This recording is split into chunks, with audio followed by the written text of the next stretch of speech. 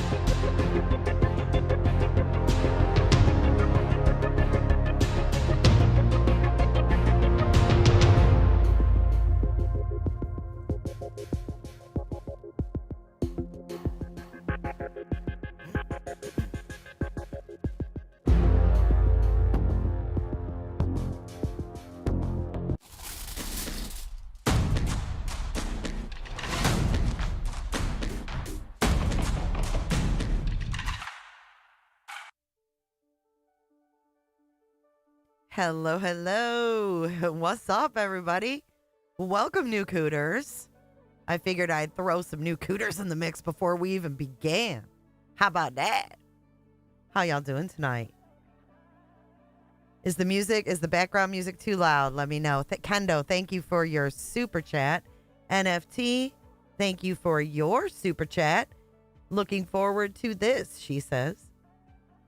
Thank you, Every Day with Jay, for those 5 cooterships. What's up, Flo? What's up, Kendo? What's up, Melissa B? Amy C? Did you guys catch the John Bonet last night? What's up, Shell? Shelly Shell. Who else is here? Olip is here. Hope you guys had a good weekend. Sen, my emoji queen. Welcome in, everybody. Those are your beautiful moderators. Dude, was that a great live or what? Those guys are amazing. Amazing. It was tinfoil. It was jaw-dropping. Nash Native and Gypsy. Candy Wrapper. Smoke 'em if you got 'em, baby. Thank you, Pearl Strand. Sherry, oh, Sherry. You changed your picture. Mark Klein made it into my rant the other day. Mark, did you miss it? What's up, Misfit and Brandy? Mark, did you hear me? Misty Ann and Kraken. Desiree. Tammy. What's up, Tammy? Terry Dean. Dreams. Tricks. George Mom, Bushi, Pine Needle. What's up? Trey Snipes, Kathy clocked the house. I'm doing good. Hope you are too. Mark. Hey, Callie. Hey, Crazy Cooter, Grandma. Just Robin. Welcome in, Dynamite. So what's going on, man? What's going on with you guys? If you haven't hit the thumbs up, you need to do that. Rat me out. It's good to see all of you tonight. What is going on with this whole email thing? Everything else. Deke, Suze, what's up, beautiful Raken? What's up? I figured I needed to counteract the ease. What's up? What's up, Betty? Welcome in, everybody. Come on, we got more cooters than this. What's up, Mrs. Fletcher? Let's cover this stuff. Let's see what's going on.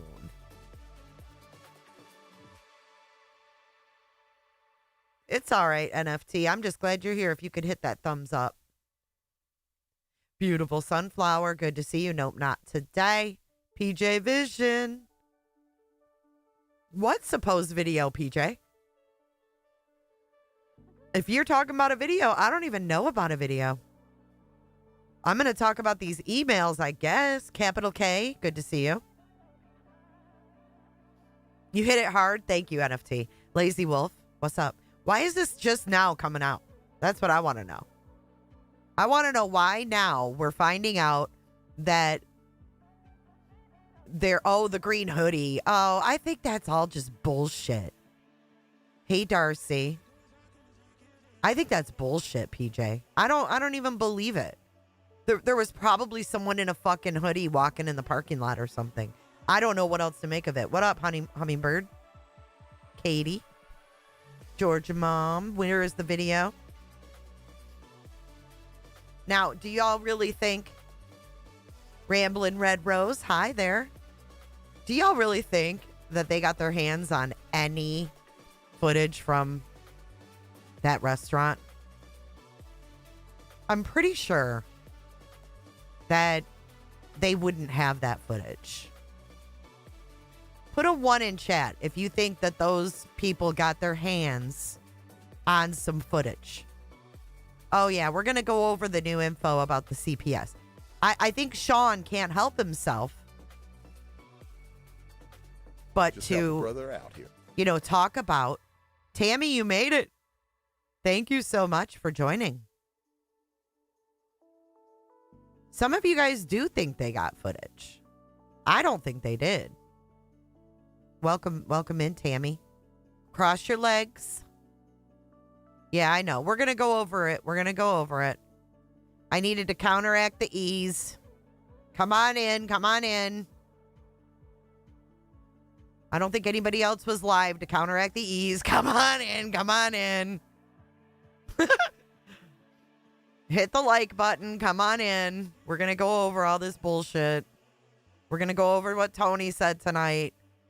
All are welcome. Come on in. I think the only one that's seen it is Seth. I don't think the restaurant's giving him shit. I think that the cops took the footage. Brother out here. And I don't think that the restaurant is going to hand out anything to anybody. They're a corporation. They have to get corporate fucking permission to do that shit. They're not just a mom and pop. Welcome, Amanda H. to Cooterville. The sister wives. What up, 911? Creators are receiving copies. Yeah, we'll see if they're legitimate. I've seen creators. Hey, Stacy. I've seen creators do lots of things that ended up being fucking fake. So I ain't buying it. But I'm pretty sure that the cops went in there and said, don't give this footage out or whatever. Like, this is part of an investigation. They're not just going to willy-nilly go, oh, here you go. Here's the kid that's missing. Ain't happening.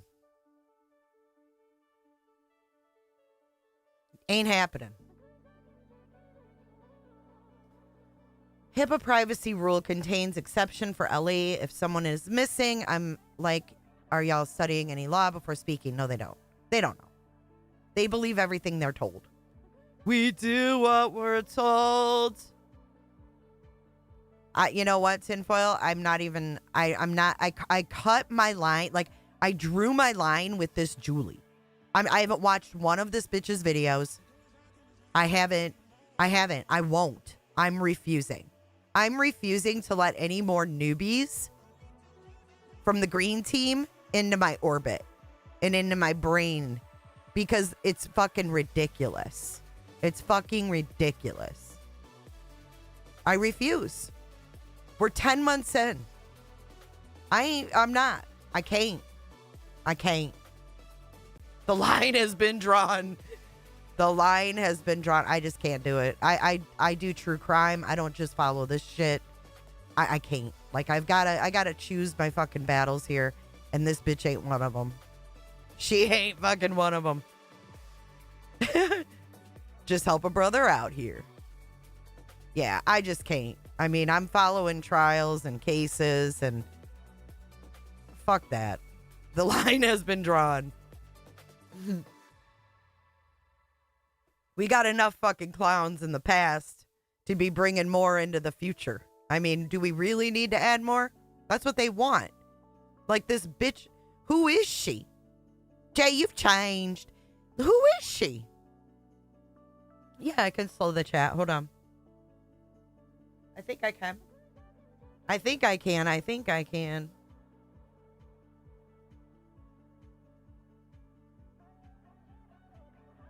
Can y'all slow it then, mods? I don't know if I can. I don't. Thank you. Whoever did that, thank you. Thank you, Shell. Oh, stop, or I'm calling Nick. Nicole G. Hey, how are you doing? Hey, 9mm. I know. The drama is crazy. But come on in, man. Let's counteract the ease tonight. Not to be rude, but you know, we got a whole dark side over here that needs to be talked to, and come on in, dark side.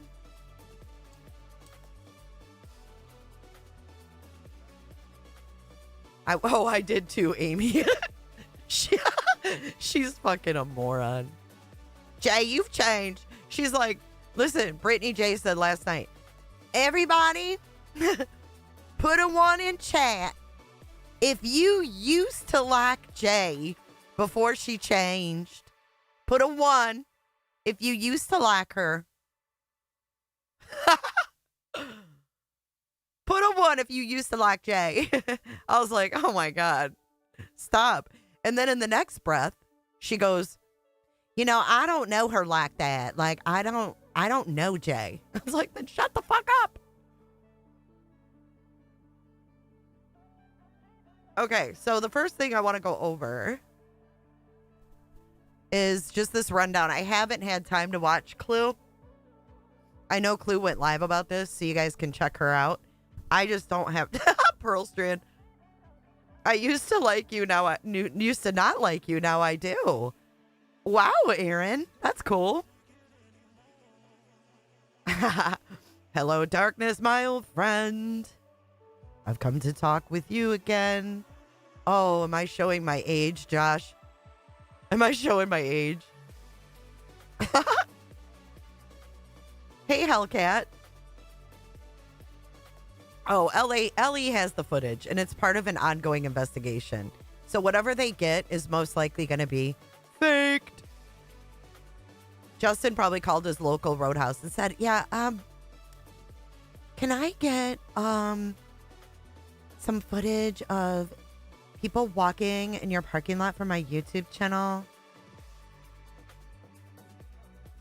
51, right on time, Deke. I love it. I'm a Gen Xer, and I'm probably the coolest generation ever. And I've got so much fucking wisdom, Josh. I got so much wisdom that I had you called out from the very fucking beginning. It took most people on here about 4 years to figure you out. I never liked you. You know why? Because I've got wisdom. Something that comes with age. Oh my God. Elbows, zip ties, chloroform, and blue gumballs has entered the chat. I love your profile picture. How about that? Thank you, Flo, for donating cooterships. If you received a cootership, make sure just help a brother you out thank Miss Flo. Thank you so much. Hello, Andy. Come on in. Come on in. We're evening out the ease tonight. Evening out the ease. Just help a brother out here. Be still. You have tons of wisdom. 70. Absolutely. Punk ass. Punk ass sitting there age shaming just help me. a brother out here. All he could talk about was my dreads and my age. That's fucking lame. Josh, you have to do better than that. If we're going to battle back and forth, you got to do just better help a than brother that. out here. What's up, Mrs. Buchanan? Good to see you. With cooters wide open. What's up, Just Lucy? help a brother out here. All right. So I don't know if you guys watched Clue. You probably did. I'm behind the times, per usual. But this was posted in JLR's Facebook group. And I used it because it's kind of like a Reader's Digest version.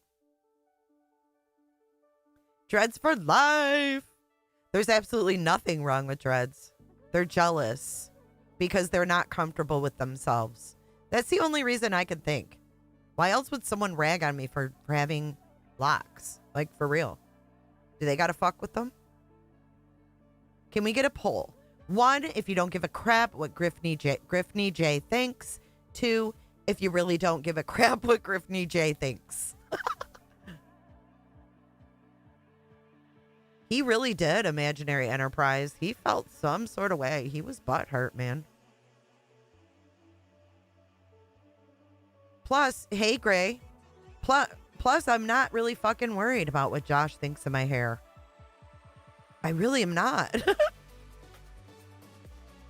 I think the dude's got problems of his own to worry about, to be honest. Christina Randall made me look at dreads different years ago. Beautiful. Yeah, she's really pretty. I'm not as pretty as her. But yeah, she got rid of hers, I think. And I don't give a fuck. Like, who cares? You're 55 and you have dreads, Jay. All right. So anyways, some notes from Cluminati's video last night about Sebastian. Some new information. Missouri, Texas, or Utah for school locations. I don't know why we never heard of this before. What's up, Brandy? What's up, Straight Talker? It's good to see you. Miss CRN. Throw glitter on it. Stretched foreskin. There was a closer option Katie was looking into in Columbia, Tennessee. Costs are somewhat expensive. Correspondence between Seth and boys' schools. Cluminati said she's seen the emails. So Cluminati has seen these emails of, I don't know what, Seth or Katie. Is my mic a little low? It seems like it's a little bit low. Am I okay? Dynamite! What's up, dealer? Ember Burns, good to see you. If I missed anybody, hello. Mrs. Understood. Press 1 if you don't like Jay anymore.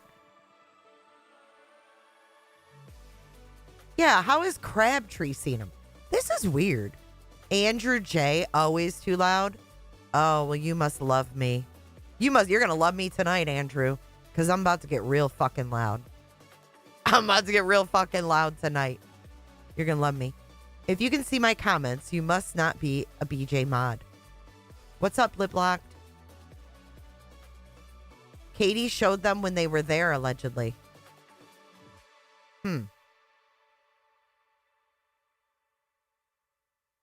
They were emailed to Crabtree?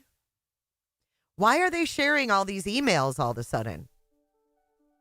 Isn't this weird? They shared them, though? Like, sent... Weird. That's weird. And just, like, why is this just now coming out? He physically saw them? He did not say he had the emails. He said he saw them. Okay. Let's keep reading this. Costs are somewhat expensive. Correspondence between Seth and boys' schools. Cluminati said she's seen the emails. Prep behavior schools. Emails happened 3 months before Sebastian went missing, around November. Katie and Chris talked about it with Seth. Cluminati originally said it was Seth's idea, but later said they all looked into it. All parents ultimately decided he'd go live with Seth and homeschool. Sebastian was already supposed to have moved over to Seth's the year before, but he waited too long for registration. And Katie said, too late. He's going to beach at that point, according to Crabtree.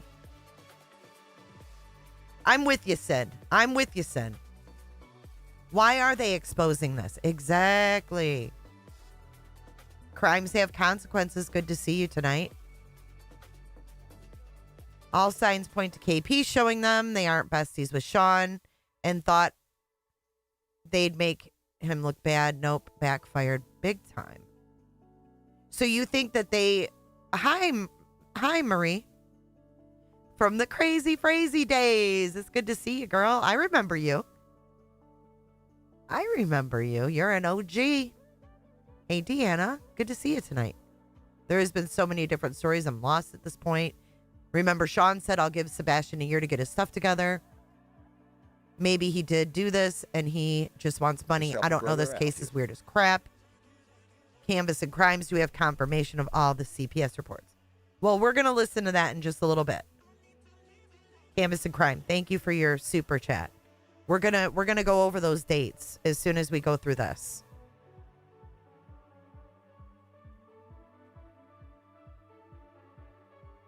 All right, let's not announce other lives because you know why they're doing it. So let's not do that.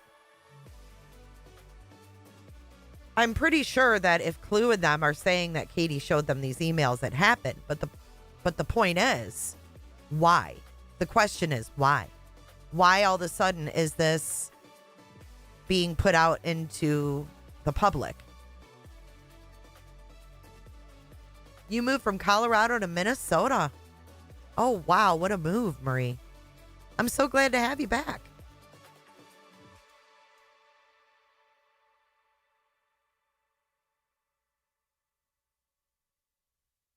Well, we're going to try to decipher through this. Thank you, Brandy, for your super sticker. I appreciate that. Thank you. I appreciate your support, guys. The neighbor also verified Sebastian was outside when he wasn't supposed to be, under the car. Suze is questioning if the emails are real.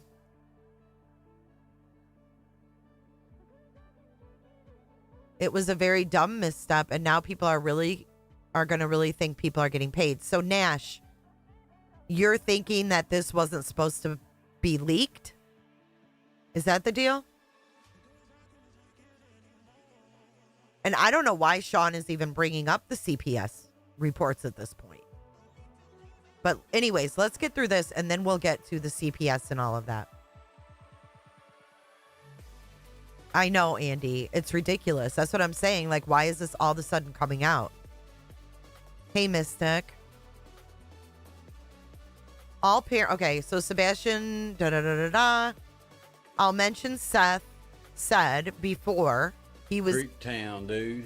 Giving Sebastian time to get his act together. Now he didn't register in time. Crabtree says the neighbor incident with the boy hiding under a car from the dispatch call, they found out it was Sebastian. And I remember Chris saying it was Sebastian, that they came home from somewhere and he was in the neighbor's yard.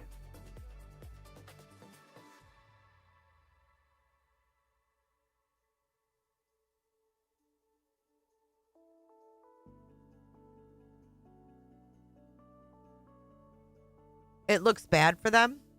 The schools? You think this looks... Okay, hold on. I need to know what y'all think.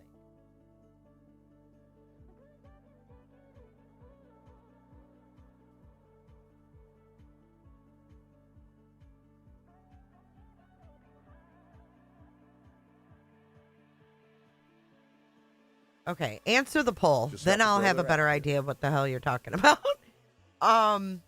Darcy, thank you for your super chat. Chris and Katie have always tried to keep Seth in a good light. Now maybe they are over Seth and his people.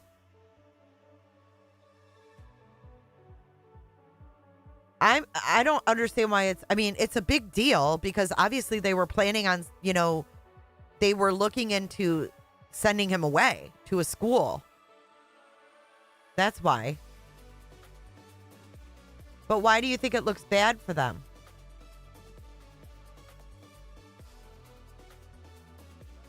All right. I just have to walk through this to figure it out. Okay. Sebastian isn't allowed, or wait. They talked to the neighbor, and the neighbor said it wasn't him who found him. It was his son's girlfriend who bumped into Sebastian, and they scared each other. So Sebastian took off around the house. Sebastian isn't allowed to leave the house when Katie was at work, but they found out he would go outside sometimes when she wasn't there. Cluminati said no parents had a particular opposition to the prep school. Crabtree mentions Sebastian wrote something disturbing on a piece of paper. Didn't elaborate what was on it. Thank you for the email, Princess. But says Sebastian definitely had behavior issues, in his opinion, based off what was on the paper. Let me read that part again.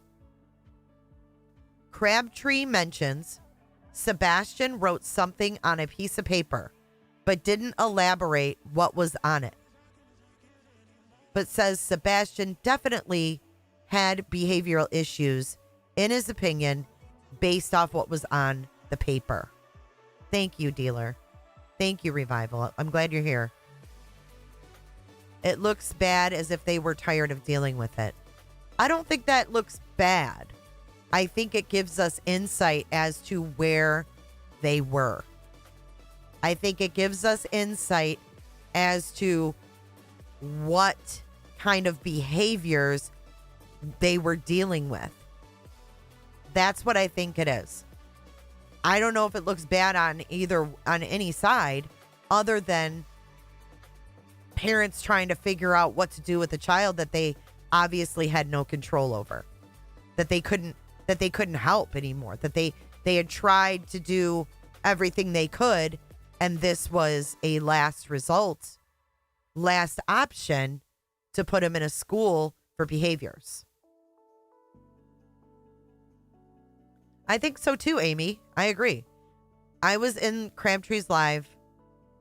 He said what Sebastian wrote was very disturbing.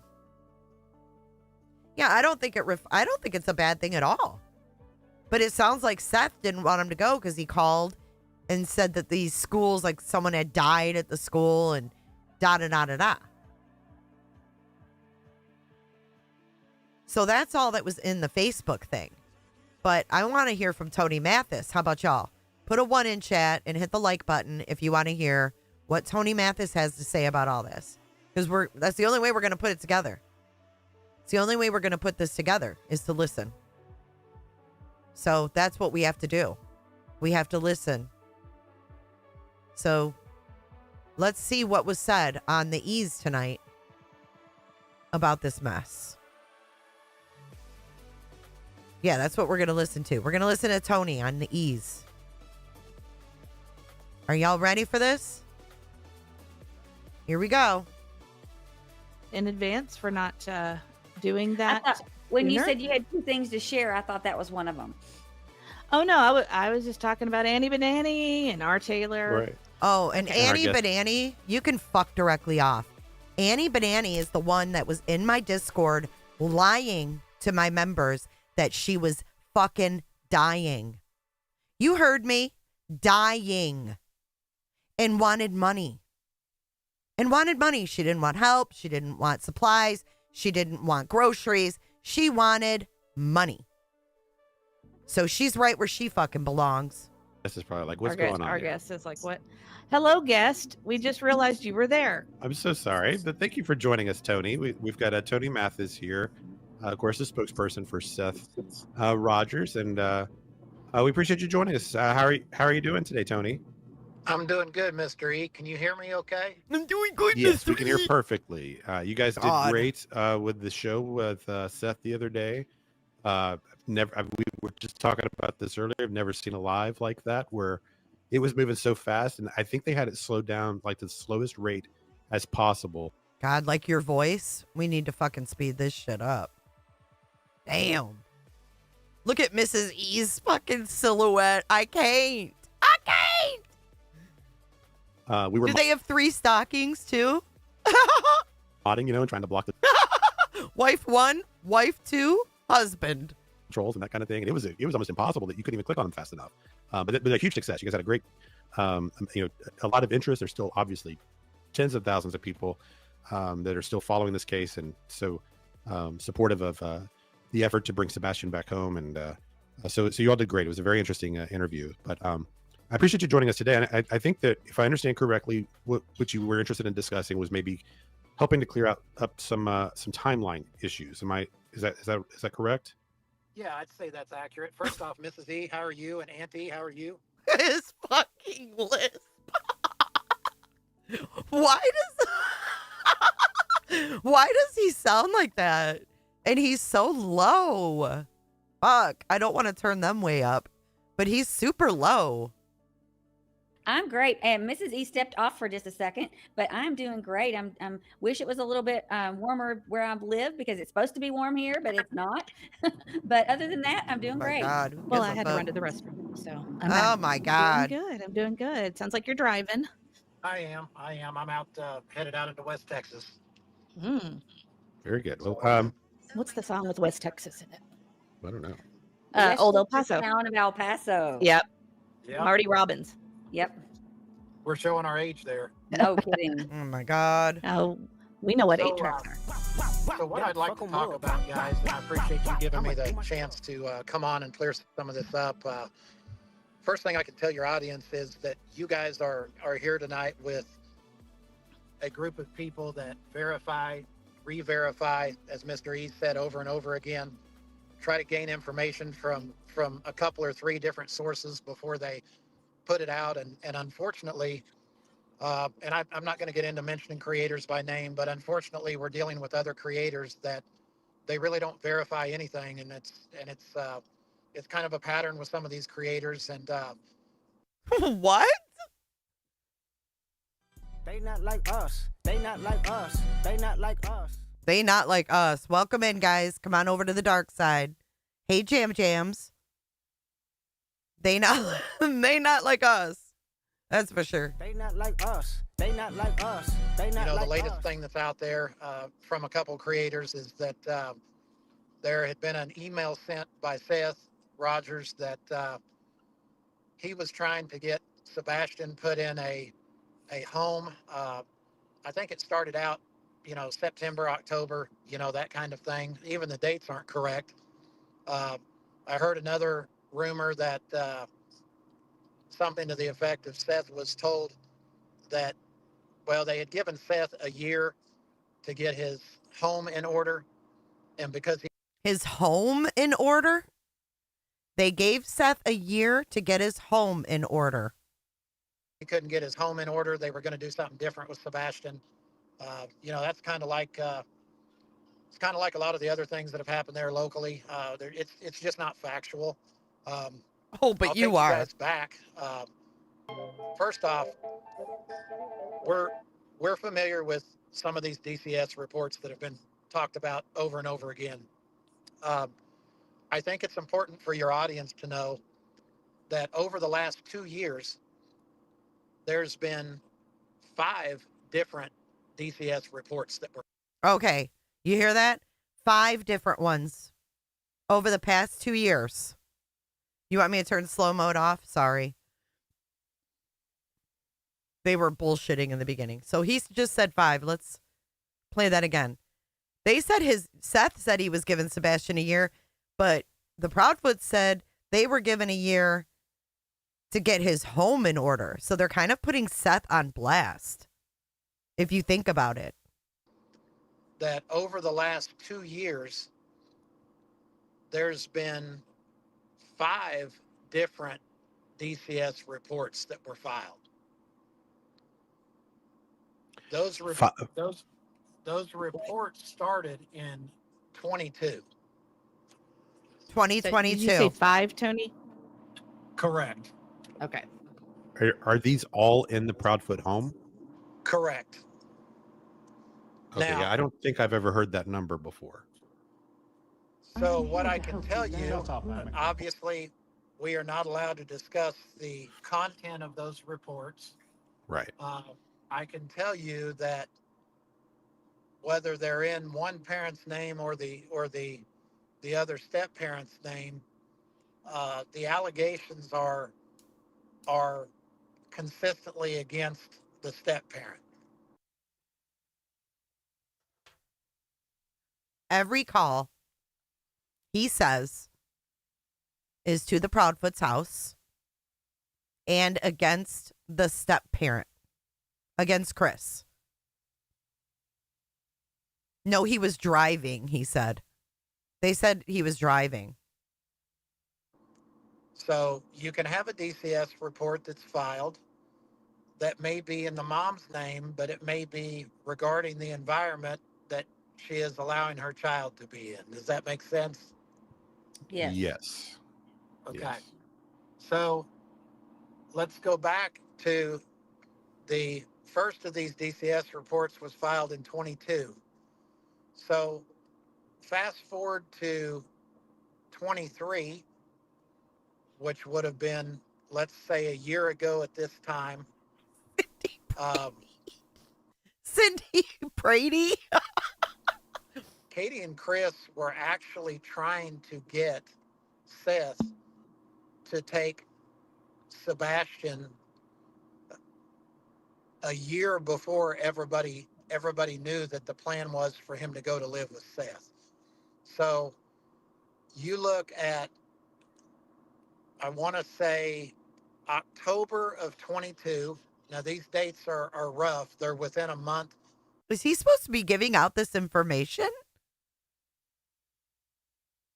Well, someone told me to turn off slow mode, so I did.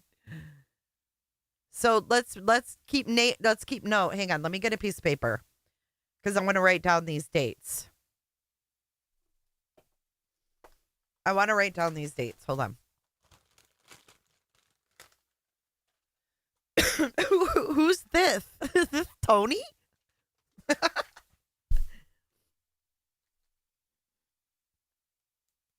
He's definitely a mouthpiece. Or so of being accurate. Okay. But in October of 22, they had tried to get Seth to take Sebastian then. This is not something that a lot of people know. Well, I have not heard this. No. what they're talking Oh, would about you? when they say that things could not get in order for him to get Sebastian, it had nothing to do with his home. It had to do with the fact that they wanted him to take Sebastian in the fall of 22, and he had tried to get signed up for the online program with Clarksville. So in 2022, I don't give a fuck what they're saying over there. I have every right to do fair use on a clip of their live stream. They can start their drama somewhere else. Save the drama for your mama and your aunt. Because I don't need your fucking drama. Okay, so in October of 2022, Seth was supposed to take Sebastian, is what they're saying. Clarksville. Schools, and there was a waiting list, and he could not get approved. There was a waiting list and he couldn't get approved?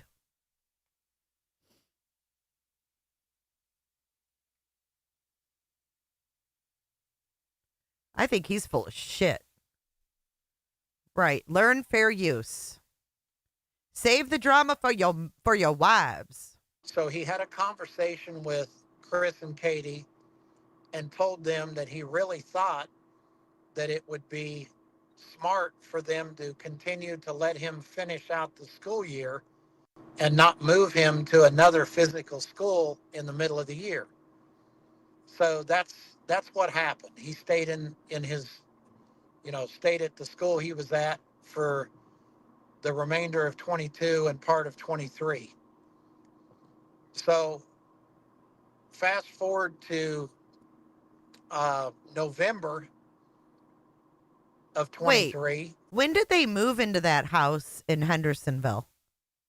This is Mr. E's crime cast.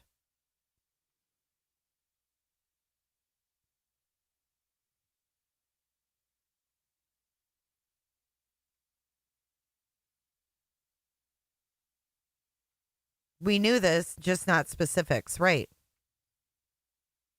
Seth said he was giving him a year, which was 2023. This is not Seth's narrative. This is not Seth's narrative. Seth said last fall he was giving him the year, and he was supposed to go move Tammy.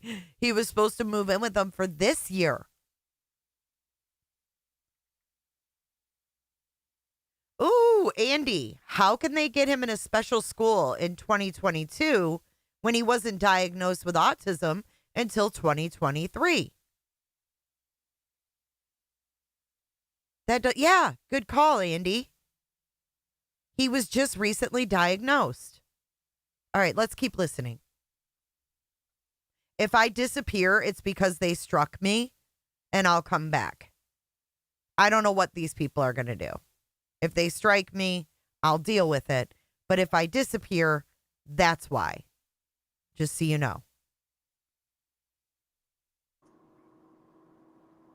We know that there were more DCS reports filed in that month. And we know that on or about the time those DCS reports were filed, Seth Rogers received a call from Chris and Katie that they wanted to put Sebastian in a behavioral center. Oh, it was behavior. Basically, you can call it a boys' home. I don't like to call it that. I like to call it a behavioral center. Okay. You can call it a boys' home. I don't like to call it that. Behavioral center. Okay. So this wasn't about autism at all. So my question is, did they get the autism? Hear me out. Did they get the autism diagnosis in order to keep him in school so they could figure out what to do?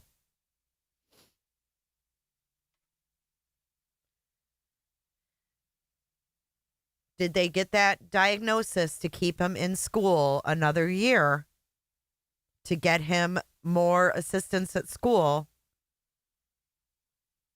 to get him through the year? I don't know. And who was calling on the Proudfoots? Thank you, Melissa B. 9/16/22.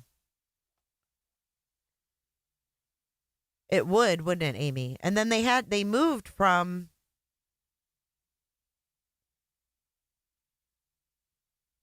I don't know, Rachel. Hi, Ryan. The virtual school in Clarksville is Clarksville, Montgomery County School System. Why would there be a waiting list for the public online school? Lemon Drop, your guess is as good as mine. Bledsoe Youth Academy. Thank you.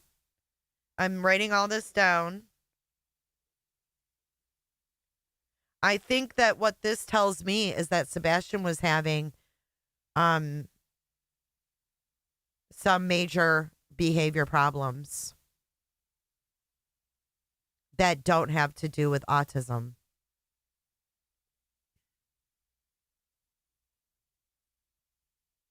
When did Seth get the job at the jail? I think it was the beginning of 2023.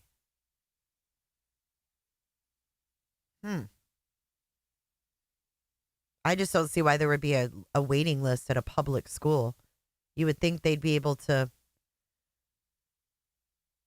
fit every kid that lives in the community in there. Chris said the school called CPS.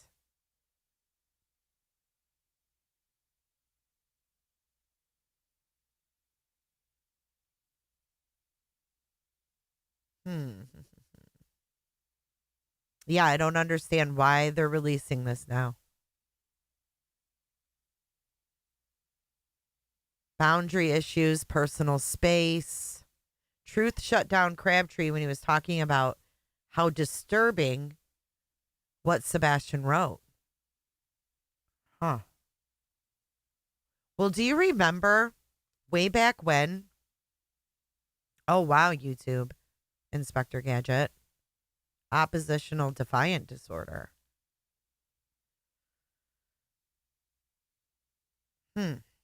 There was, yeah, Doodle Mom. There was something going on with Sebastian. There was, I don't think it was special ed. I think this was behavior. Do you remember in the very beginning? Oh, wow, Lolly.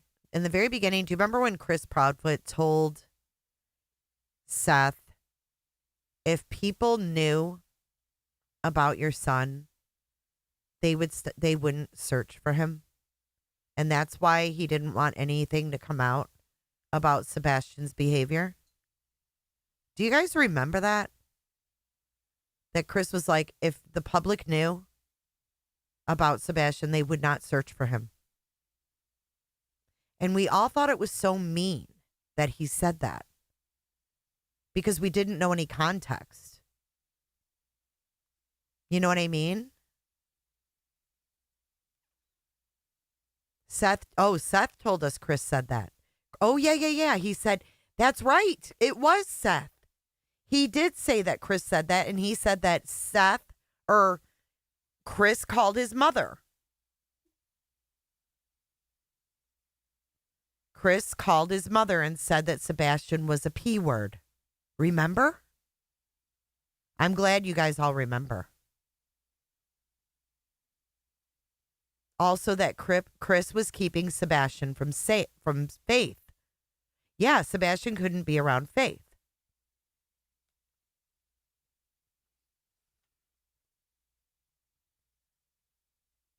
People were giving Chris crap that he would need to protect Faith from Sebastian.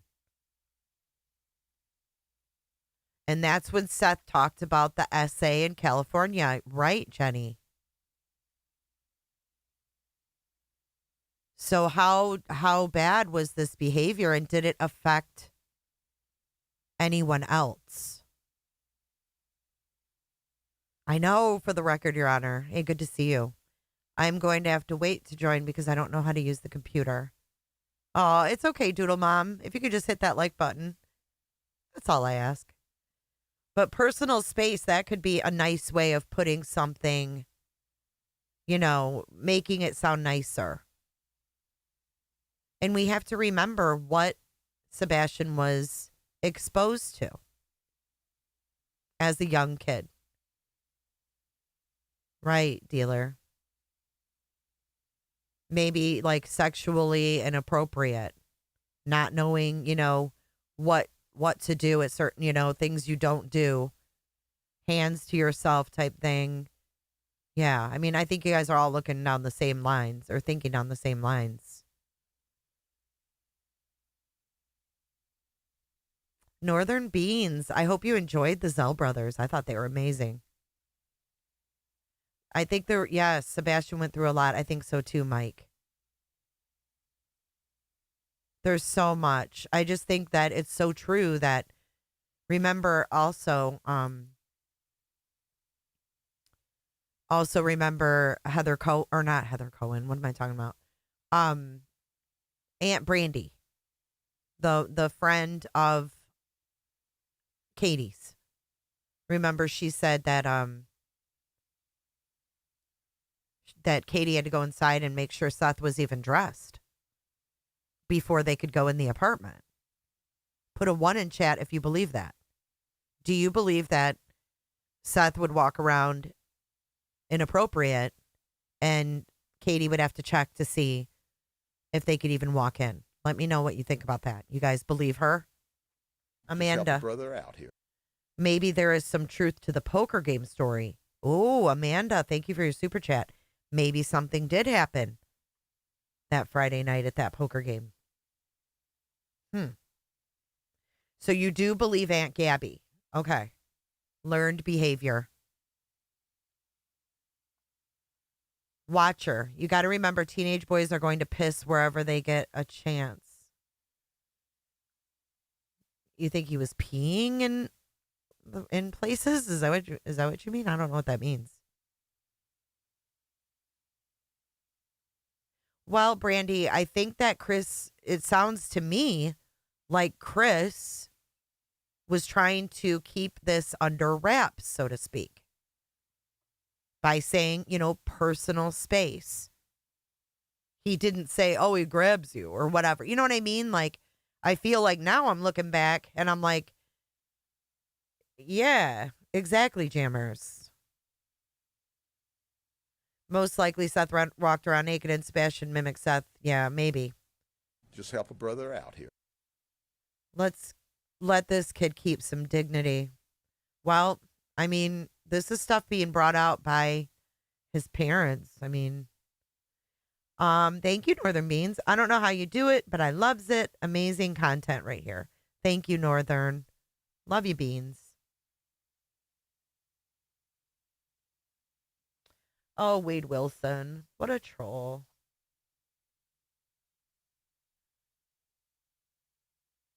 I think Chris will come out and speak soon, says Mike. Because I really do. I mean, Love thinks that Chris snapped on Sebastian, but he wasn't home. But he wasn't home. What's up, Mike? Good to see you. Seth mentioned he had to wear a diaper. Was he autistic or did he have behavioral issues or both? Do you think that Sebastian knew they were talking about putting him in a boarding school? So many questions. And then we have Robin Rogers or not Robin Rogers. Well, I think it sounds like Robin Rogers, but the tip line talking to Granny about the Mormons. Right, Lolly? Lolly says there's a home in Utah. See, Mike, you're not blocked. You brat. Mike's always, I'm blocked. Why did it take Seth so long to get to Katie's? I don't know, Petty. Did it take him 25 minutes? Did it take him an hour? Was he pedal to the metal or was he trying not to get his speeding ticket? Which one was it? Brandy says, in my opinion, something is fixing to explode. And I think we're all going to be shocked. Well, let's keep listening, guys. Okay, this is just the beginning. They were having problems with Sebastian at home. They were having problems with Sebastian at school. They were kind of at their wits' end with him. Wits' end. According to Seth, they did not have a lot of patience with him, which is why they had a lot of problems that Seth did not have when he was with Seth. Oh. Okay. Okay. This says a lot to me. This says a lot to me. They were having problems with Sebastian at home and at school, but those problems didn't happen at Seth's. Why not? Why were they acceptable at Seth's? Is that why? Is it because they were acceptable there?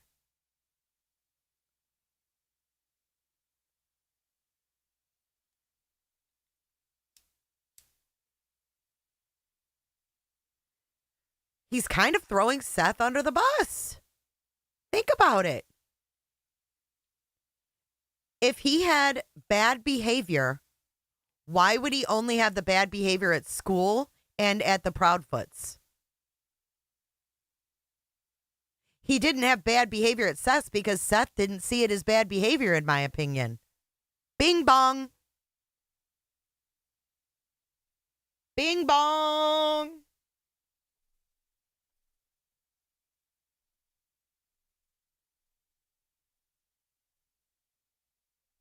They not like us. They not like us. They not like us. Why wouldn't Seth say he had the problems there?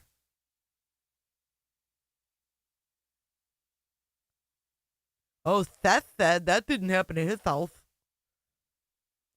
This is so telling. Not have a lot of patience with him, which is why they had a lot of problems that Seth did not have when he was with Seth. Bing bong. So Seth asked Chris and Katie to send him the name of the organization that they were trying to send him to.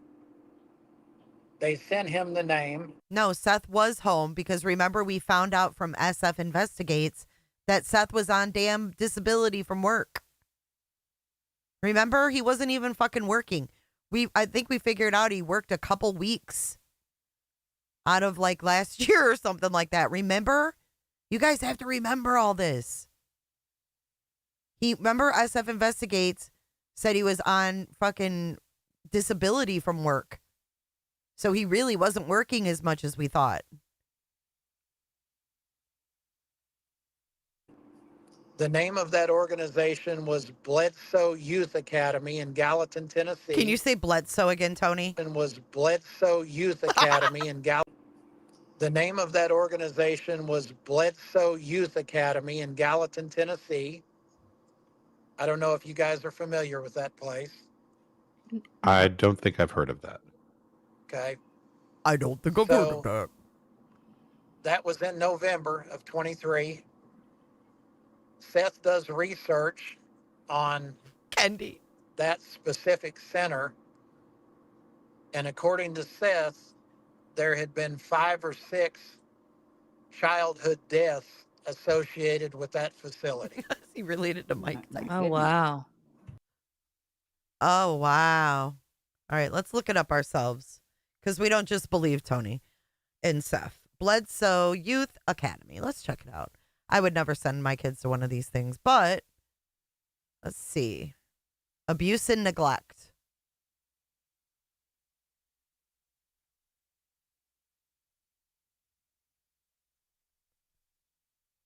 Mental health in Gallatin. Do they have a fucking website? It's a 30-bed residential treatment center for boys aged 12 to 17. The center provides a vast array of programs that focus on mental health, art, music, recreation therapies, and education.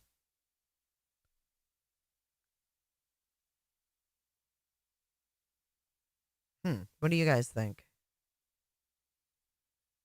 They were reported by New Hampshire officials. New Hampshire, who failed the fuck out of Harmony Montgomery, is reporting their unbelievable. Okay. Anyways, they toured a privately run facility to check on the well-being of 2 boys who had in state custody who had been sent for residential treatment. What they saw and heard were instances of alleged abuse and neglect that they emailed officials before they even left the parking lot. Kids reported rug burns on their faces from being restrained face down on carpeting. They described staff promising snacks to kids who attacked problematic kids. The visitors witnessed unsanitary conditions, forced labor, and acts of deliberate humiliation. Kids dressed in color-coded jumpers. Red for kids that were dangerous. What the fuck? Green for kids facing disciplinary consequences. Tan for suicidal, a practice that observers reported were dehumanizing and institutional. But they also violate each kid's privacy by broadcasting to the community their personal struggles. Oh my God. Bledsoe Youth Academy has been allowed to operate by Tennessee officials despite allegations of mistreatment and poor supervision. Last year, an administrator at Rosewood Youth Academy in Mount Juliet was arrested after firing shots at a car filled with runaways. In 2020, a former employee alleged widespread sexual and physical abuse inside Roan Academy, an East Tennessee facility operated by the company. In 2019, Davidson County, that's where Seth works, juvenile court officials cited negligence by Youth Opportunity Investments in allowing 4 juvenile defendants to escape a secure facility.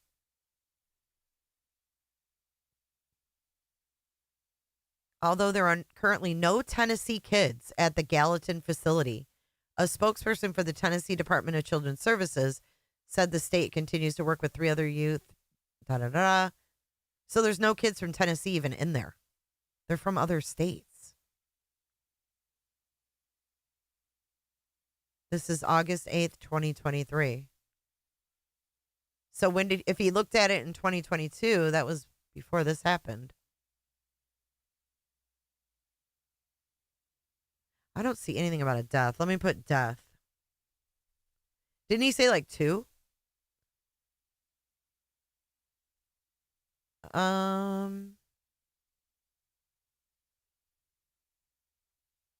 Yeah, I just see the 2 boys' claims from New Hampshire.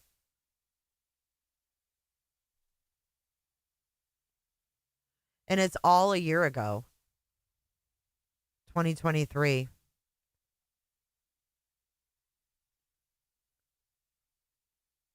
So, do you think Seth was calling on the Proudfoots, though? Let's go back and listen more. So when he found that out, he reached out to Chris and Katie again by phone, let them know that under no circumstances was his son going to that facility, and gave them the reason. So they in turn told Seth that if he could find another behavioral facility that he liked better or that he thought was a safer place for Sebastian, they would allow, they would consider that. Facility. Was there, was there a reason? Was Sebastian in some kind of, facing some kind of legal troubles? Seth chose an out-of-state out-of-state school. Katie said no. White River is in Utah and is for sexual deviance in teens. Did they mention that one, though? If he wasn't having issues at Seth's, why not allow him to go to Seth's? Good question, Everett. Huh.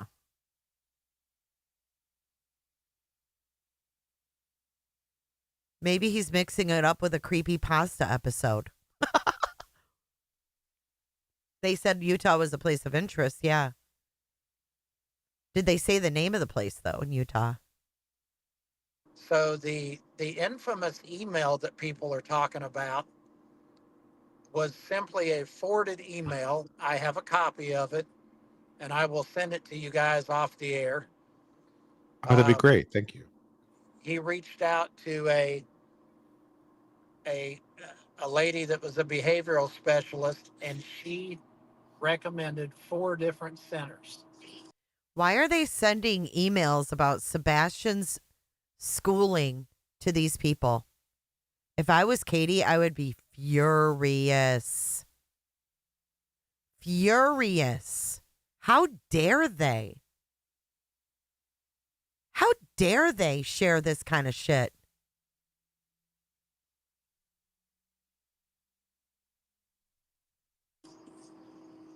And the 4 centers were, one was in Missouri, one was in Utah, one was in Wyoming, and then the 4th one was in another state. I can't remember what state it was in. Okay. So when Seth got that email, the email described in great detail each facility, what they treated, what they specialized in, a little bit about the facility, and it was basically a synopsis of all 4 facilities. So Seth, and it was basically a synopsis of all 4 facilities. So, and it was basically a synopsis of all 4 facilities. So Seth on December 1st simply forwarded that email to Chris and Katie. Again, I have a copy of the forwarding email. Okay, so Seth found these 4 facilities and forwarded to Chris and Katie. What's the point? So they did some research, figured out that those facilities were between $5,000 and $10,000 a month. They decided it wasn't in the cards for the blended family together to be able to pay for that. $5,000 to $10,000 a month? And they decided in the blend, what did he say? In the blended family? What the fuck does that mean? $5,000 and $10,000 a month. They decided it wasn't in the cards for the blended family together to be able to pay for that. So that's when they went back to, well, when this school year's over, he's coming to live with you, which would have been in May. Okay, so it sounds to me like Chris and Katie looked at some places. Seth said no. They said, fine, you look for some places then. Seth came back with these places. They were too expensive. And they said, fine, then he's going to come live with you. Because it sounds to me like they were at their wits' end. And I'm saying that not in a bad way, but sometimes we can only do so much. What else can you do? So they were like, okay, fine. Then he can come live with you. But we didn't hear that in the beginning. We heard that Katie didn't want him to live there. We heard that Sebastian didn't want to live there. We heard that Chris and Seth were talking privately to try to get Katie, quote unquote, on board.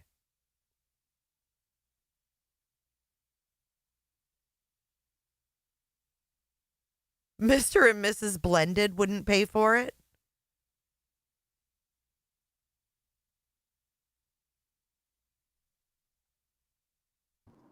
Which, of course, Seth said, fantastic.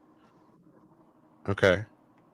I'm going to go back to Clarksville, and I'm going to find out if he is ready to be approved for that online school. Well, in a matter of a week, Seth found out that Sebastian's name had come up, which would have been the second week of December, and that Sebastian had been approved for the online Just help a school. brother out here.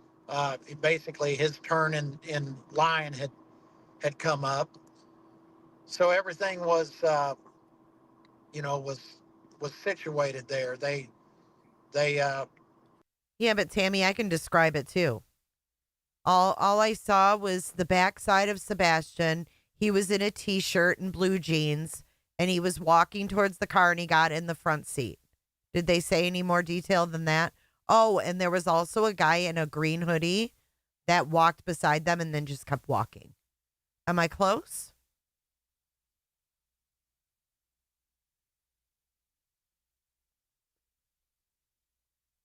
quit talking about the behavioral centers or what have you, and just accepted the fact that in May he was going to live with his dad, and it would be his dad that would be dealing with him and any issues he may or may not have. So fast forward to the end of January of 24, there was another DCS report that was filed. Oh, here we go.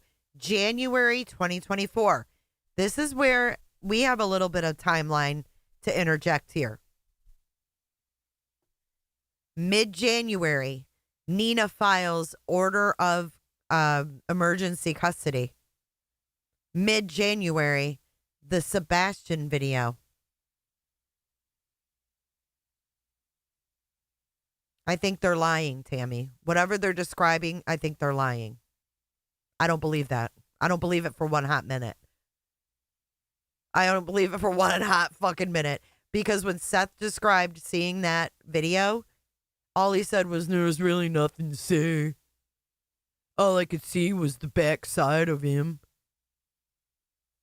There was no motherfucker in the car, getting out of the car. He would have said that shit fucking 9 months ago.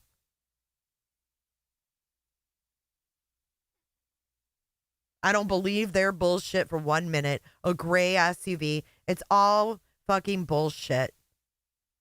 Look here, not there. I just feel like that is just total bullshit. They not like us. They not like us. They not like us. We do not have the details of that report because that report was ongoing when Sebastian went missing. So even Seth has never read this one. Correct. And Tony, there's a few questions in chat about this. And if I remember correctly, Seth had to go to an attorney to get these reports in the first place, correct? The report, yes, all of the reports that I mentioned previously that were not currently open, he had to go to an attorney to get those reports. So Seth has every report except for the one in January.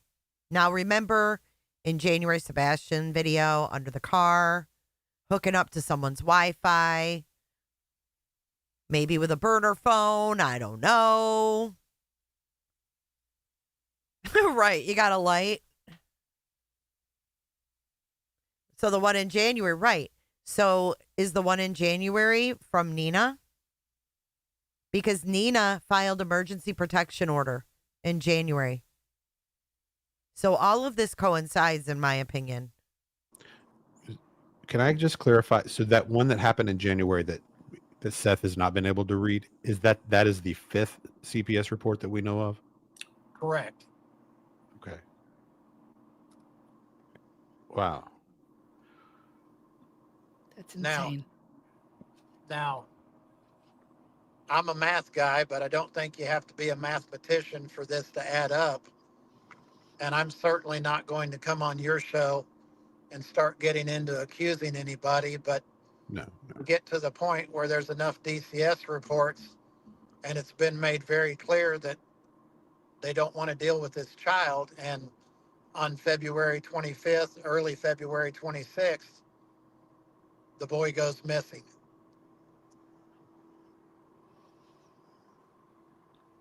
Wow.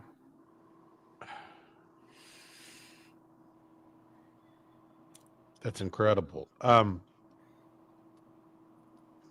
Why didn't one of the questions that popped in my mind just going through?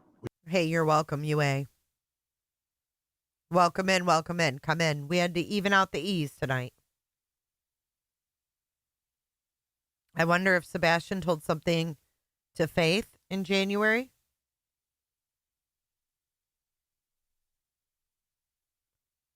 You guys think that Sean didn't want to deal with them?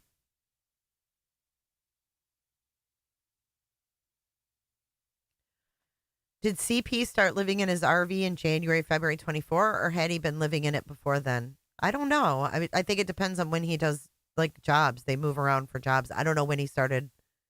I mean, it looks like that St. Jude's is a big job, so I don't know how long. Can Tony be charged for speaking about this? I don't know. Look up Google search on when LE was at his house. What do you mean, princess? Why just, I don't know why Clue never talked about this before. Maybe she was asked not to. You're not hidden, Katie. I see you. The chat is moving pretty fast.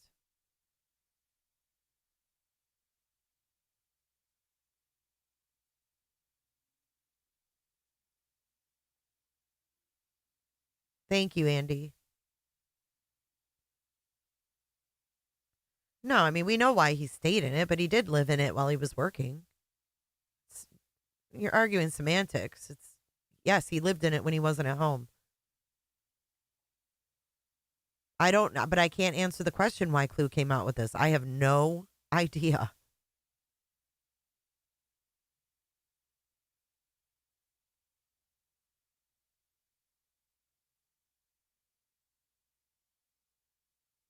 No, put slow mode back on. It's going too fast. I can barely read it.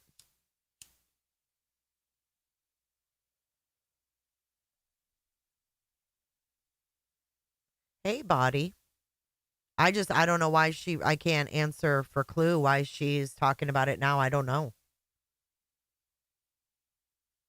When you were giving this timeline, so if he was trying to get him registered for the online school in 2022, but wasn't able to get in because of a waiting list. Why didn't he take him at the beginning of the fall of 2023? Was there? Do you know the reason? Hadn't been approved yet. They approve them all throughout the year. So there was even a 2-year backlog on trying to get into that online school. Tony said the first week of December he was approved for the online school, and that would have been in 2023. I see. It's about 14 months it took him to get approved. And just to be clear for people in chat, Tony said that the last report that Seth could not get because it's an ongoing report has not been closed. That's correct. Okay. And that's why he cannot get it. Someone else in That's- chat was asking about a meeting with all. I don't know. I mean, I still look at all three of these parents, okay? So if we look at all three, what if they all three know something? And what if this is like to get in front of the fact that none of them wanted to deal with Sebastian? What if none of them wanted to deal with Sebastian? What if all of them were fed up? Fed up. Fed up. Can't afford to send him anywhere. Can't stop the behavior. But then we're hearing he only had the behaviors at school and at Chris and Katie's. But he didn't have the behaviors at Seth. So what the fuck? It doesn't make sense. But it sounds to me like Shell said, all three know a lot more about Sebastian than we do. And it's slowly leaked out, right? From the very beginning. Hey, Sarah. You know what I'm saying? From the very beginning, when Seth told us, well, Chris said that if people knew about my son, they wouldn't look for him anymore.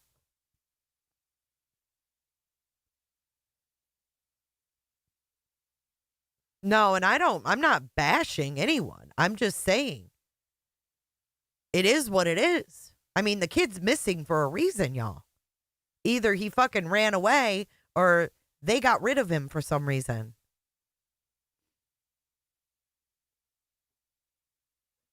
But I'm losing this runaway theory real quick. It's going down in my list really quick. Because the more that I'm hearing about behaviors and issues at schools and having to go to one school and then having to go to another school and getting kicked out of a school, I mean, was there more that these parents were having to deal with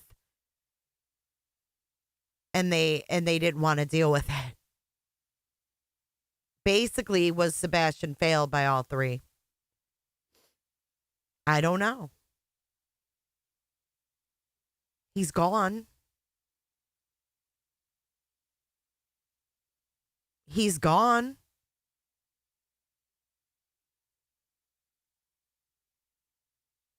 Without a trace.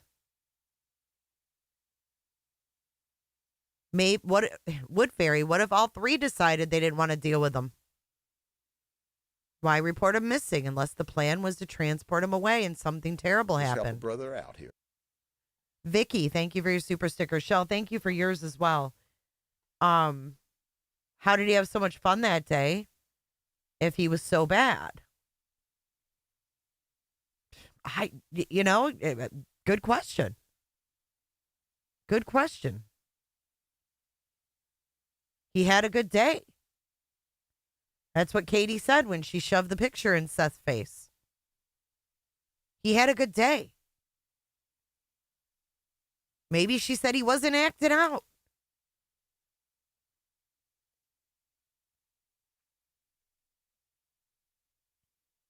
You think he friended someone and got tricked? And got tricked on Hero, Dad, watch. Oh. And that can't be the case. Who was he inappropriate with? A classmate? What about classmates' parents that could have been pissed? Just saying there's a lot of possibilities. I agree, all signs. Right. So if he had a good day, was Katie like, what the fuck? Nothing bad happened. Like, he didn't act out. He didn't. Like, that's why she was shocked. He was gone. Like, I could see if we had problems, right? Didn't she say something like that? Didn't she say, like, I could see if he had been, what was it she said in that interview? I could see if we had been fighting. Like, she was honestly kind of shocked. Like, we had a good day. Like, there's no reason he would have walked out the door that day. I could see if we would have been fighting.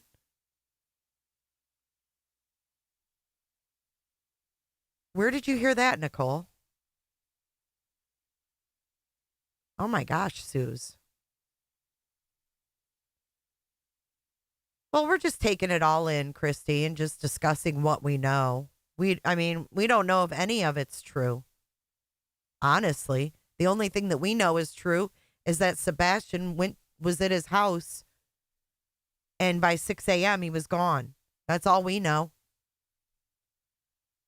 Fuck, we can't even have the other Seth is putting February 25th as a date of missing. I mean, we can't even have that straight from the beginning. We can't even get the date straight. For some reason, Seth doesn't want us to talk about February 26th. And I think that's because that date means something to him. And Body, that's what I'm wondering. Why now? Why now?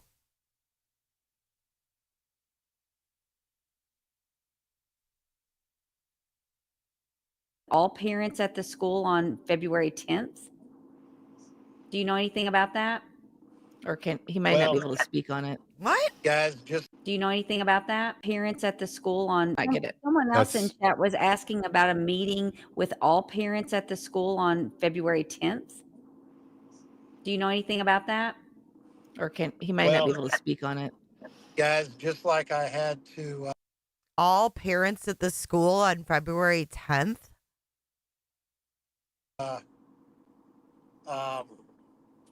just like I had to gather all the information for you guys on this, I would have to ask that question and gather that information.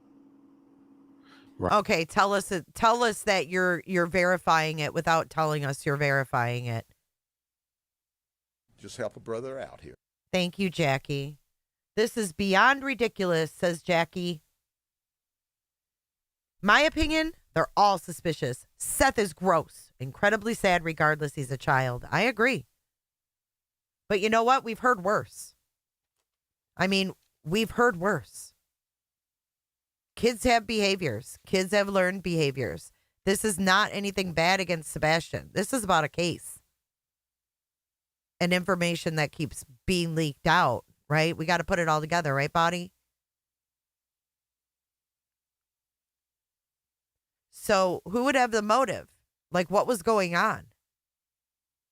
What the fuck was going on? Because I feel like we have Seth talking about the CPS in October of 2023.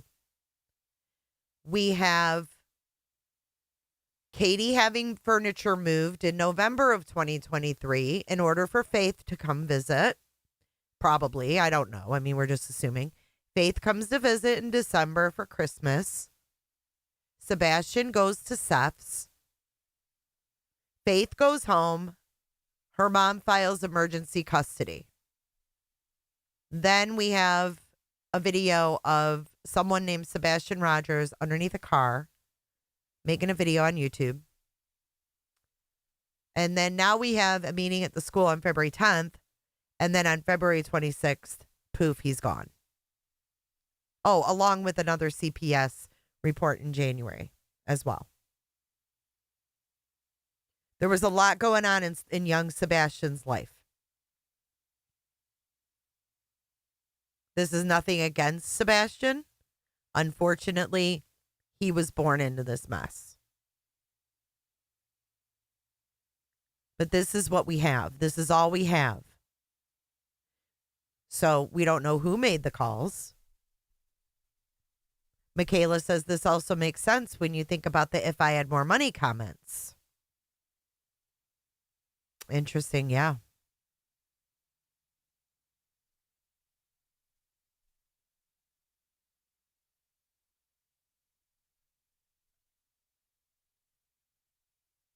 Right. Gotcha. No, this, I mean, This is kind of shocking. yeah, I don't even know what to say. So I'm going So you to, just in the spirit of your audience knowing that that all of this is that all of this is fact-based, and I've verified all of it, looked at the emails. The first of those 4 places, and you guys can write this down. First of the 4 recommendations was a place called Masters Ranch Academy. That's the Missouri one. These are ones Seth chose. So let's look. Masters Ranch Academy in Missouri. Mental health. Troubled Boys Ranch.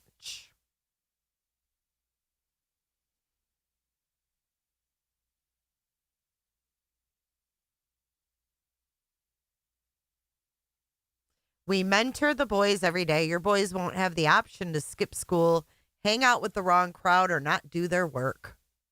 This is Christian based here. Just like the old days, the kids here do chores. Special skills. Da da da da da. Counseling. Is that Seth? No. What the fuck? Why would that be under counseling? Working with animals, advocacy. You have to fight harder to save your child's life than they are willing to fight to throw it away. Was he that bad off? I mean, fuck's sake. Ranch for struggling boys. Is he trying to create one of these places? I don't know, Heather. Look at the photo gallery. Where is it? Journey to Manhood?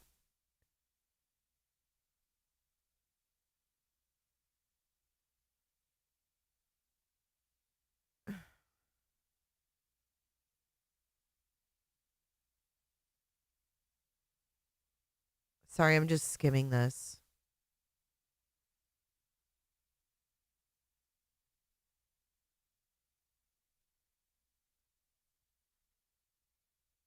Manhood?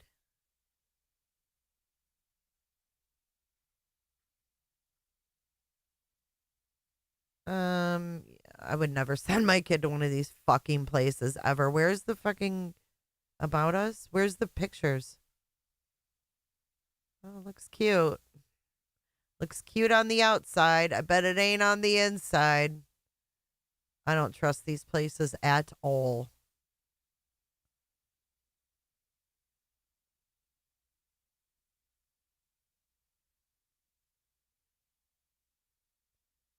But how bad, I mean, how bad was Sebastian acting for him to look into a place like this? Immediate enrollment.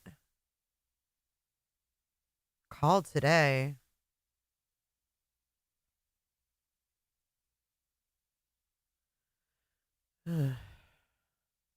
Testimonials, Justin's story. I'm not in prison because of you? See, that's what I'm saying. These kids are like, this is like the last chance ranch. This is like the last chance ranch.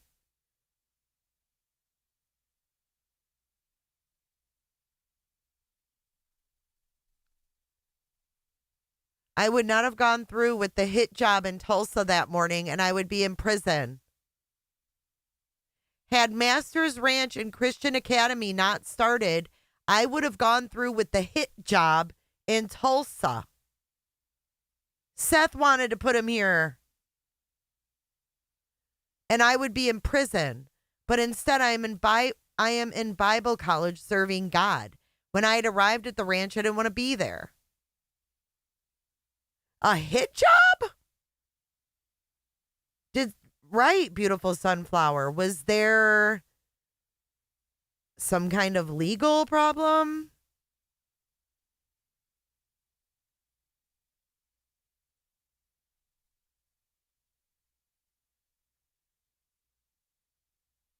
Okay, that's the first one. All right, let's see what the other ones are.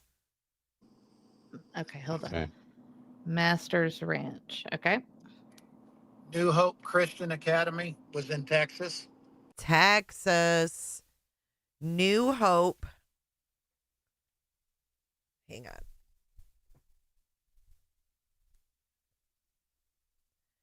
New Hope Christian Academy. Texas.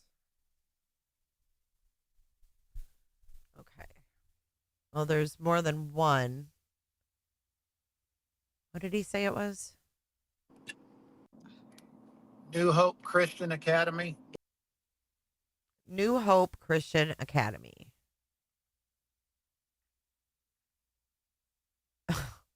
Staff underpaid, parents reimbursed after New Hope Christian Academy in Plano, Texas closes. New Hope Christian Academy, Texas.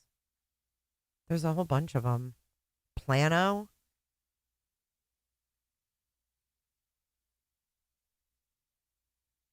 $12,000 per year.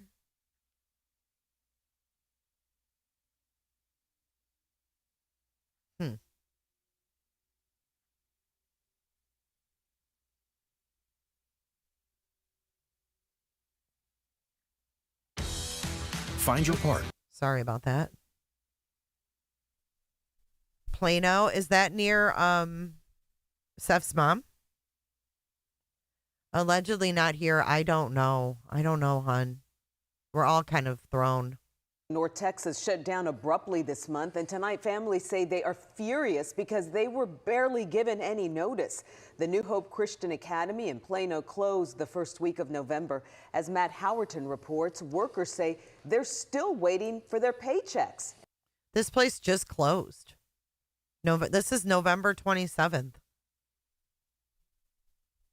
No, Pearl, I think that was the wrong school. I think that was like a regular, like, private school. Right, this just happened too. What if Seth had sister set up the GoFundMe to raise the money for Sebastian to go to one of these places? Or is that what they want us to think? Is that what they want us to think?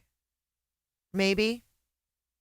Instead of what really happened? I don't have a link to give tonight. I'm not on that program. Was in Texas.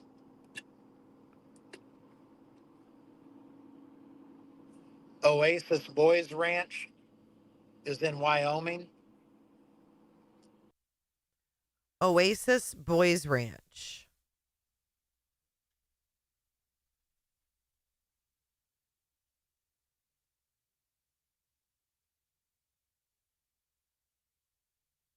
Look at this on Reddit.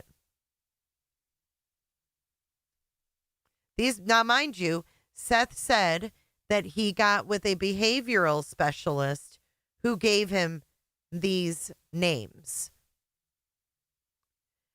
This says 9 months ago, how in the absolute heck is Matthew Schneider allowed to open yet another TTI program?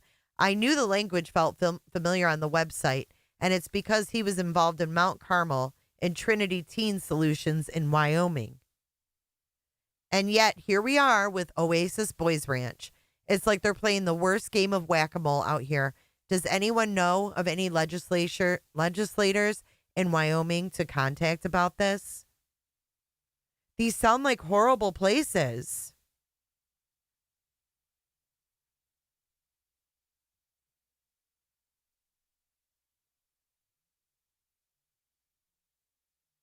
Struggling boys.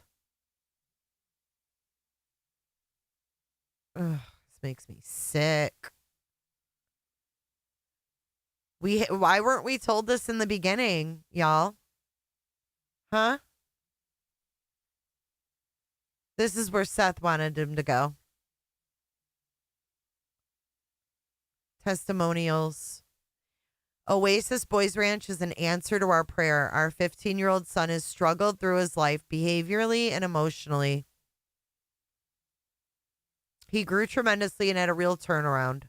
If your son is struggling and you don't know what to do,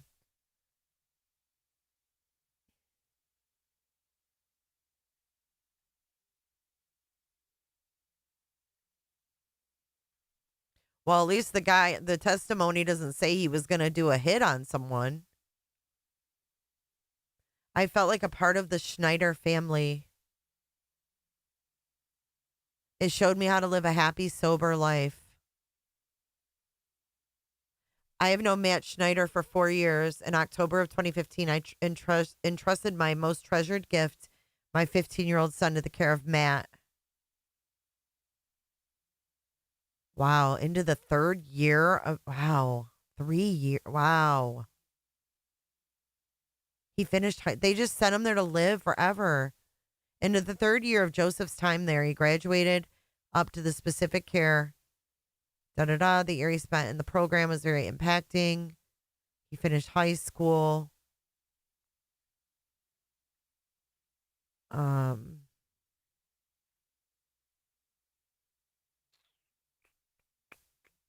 I firmly believe that Oasis Boys Ranch will help teenage boys who find themselves in a life crisis to slow down, breathe, grow, and find purpose again.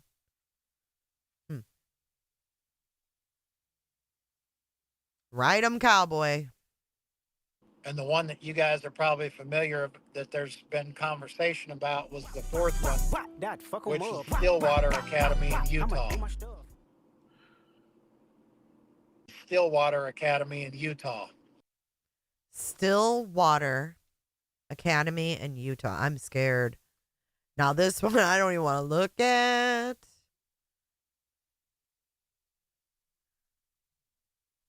Therapeutic boarding school.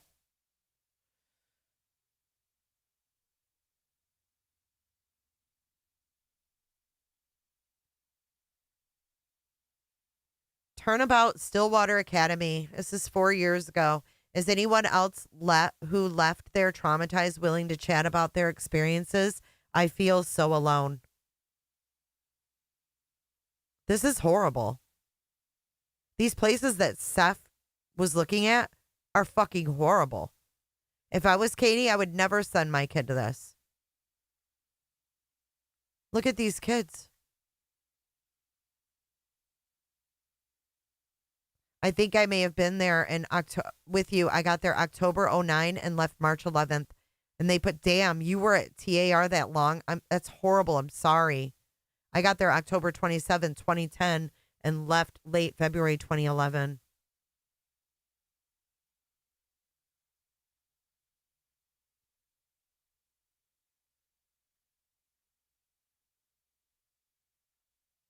I was there from 04 to 08. I don't ever feel like I am going to heal from that place. Y'all. This is horrible. This is a place that Seth was looking at for Sebastian. Why? I went there 2009 to 2011. I'm willing to talk. It still affects me to this day. And I understand feeling so alone. It's not the type of experience you can fathom unless you've lived it. There's also a private Facebook group of about 70 previous clients that's dedicated to talking about how fucked up it was.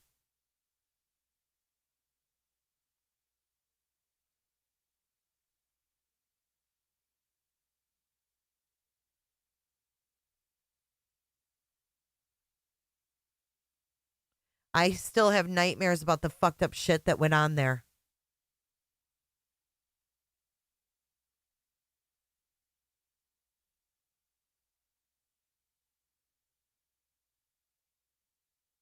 Damn.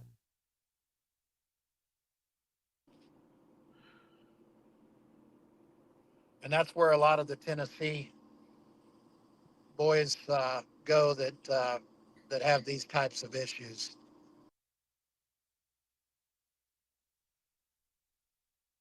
Boys go and that's where a lot of the Tennessee boys go that have these types of issues. Tennessee boys. Is this legal? Is this something legal?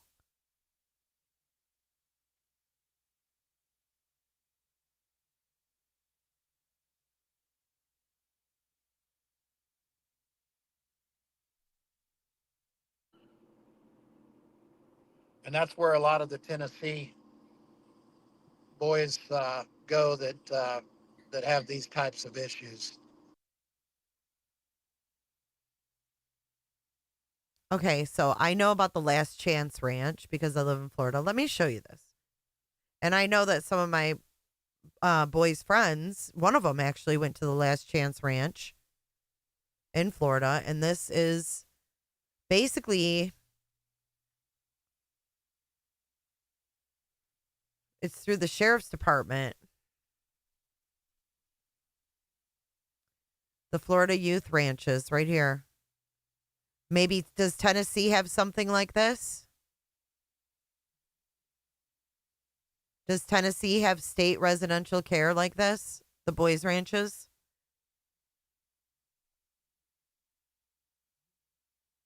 The program Cons, Cults, and Kidnapping exposes the troubled teen. Yeah, I've seen all that stuff. It's fucking disturbing, man.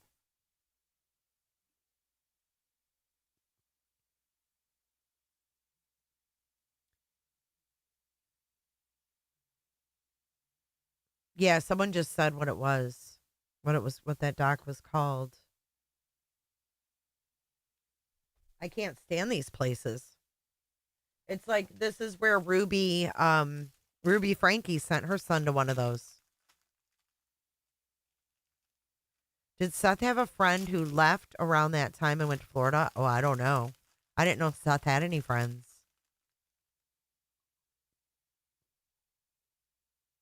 Like before this.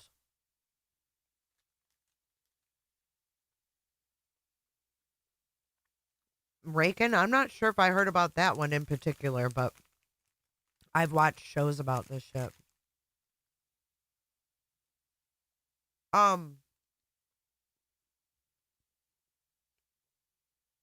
Last Chance ranches in Florida, though, are like, it's not juvie, because we have juvie.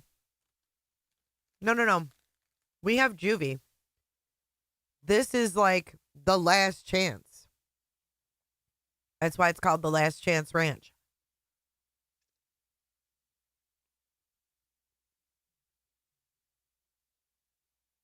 But why are they releasing this info?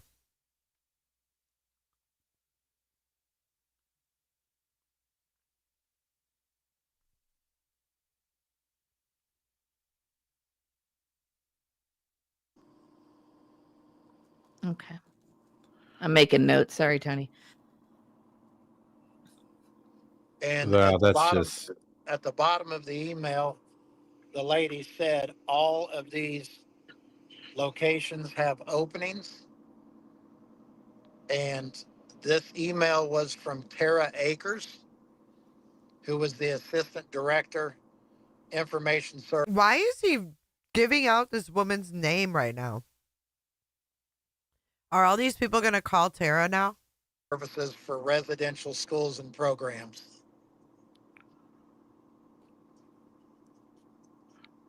wow. That is really eye opening.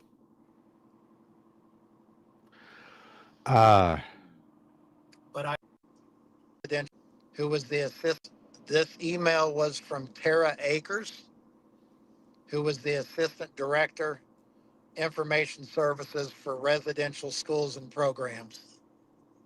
For who? Wow, that is Tara Akers.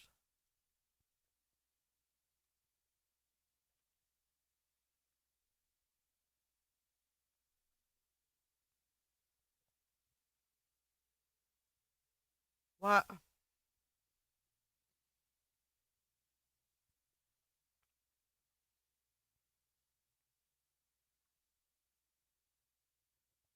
What was her title? really eye opening. Services for who was the assistant director, information services for residential schools and programs. She reading her business card?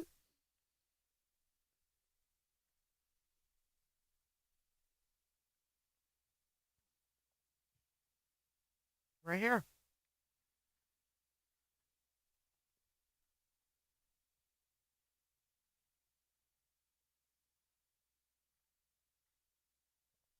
Where does it mention Tara?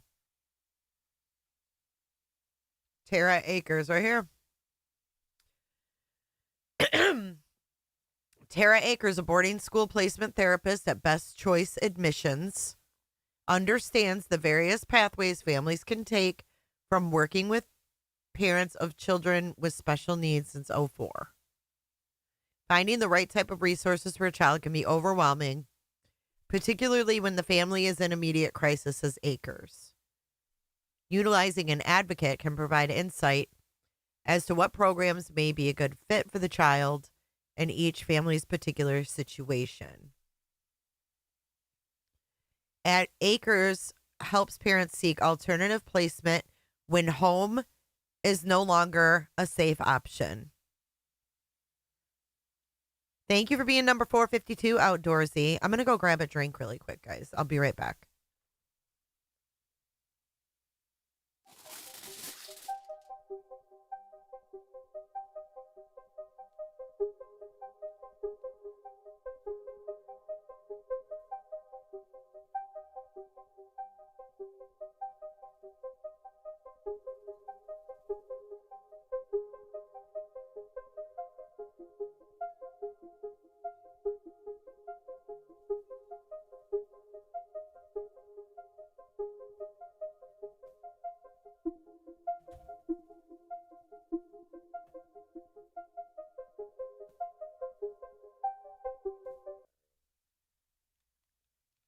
Okay, guys, sorry about that.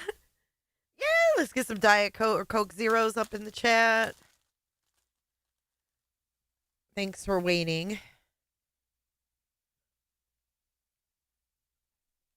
Remember Carly Russell faked her kidnapping in Alabama, only charged with false report and some financial restitution. A mother's love to get Seb away from Sean. Man, I don't know. My mind's on a tilt-a-whirl right now. Leslie and Billy, I'm not sure if he's supposed to put it out or not. He is, though. 4 Pepsis deep. Let's see. So they're talking about RAD, reactive attachment disorder, I guess. No matter your personal decisions, remember to always put the safety of your family first. And remember that emotional and mental safety is as important as physical safety. While physical scars can heal, the emotional impacts can take a far greater toll on your family's long-term wellness.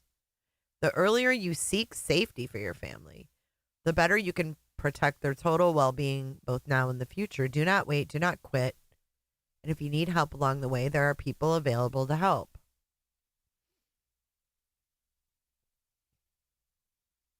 You know, I almost wonder if he didn't look into this. Well, they say they have the emails, but I wonder if he didn't look into this after the fact. But that's who he talked to. Was here she is again in this article, this Tara. Huh. Family advocates provide their services free of charge and often work through an agency or government system such as a school or court system. Hold up. Where does this lady work? Where do you work, Tara?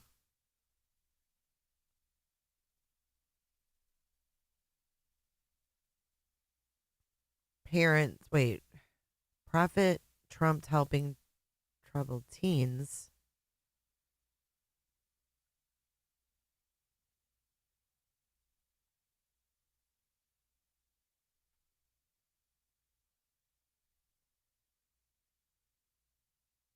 Hold on, I'm looking for her name.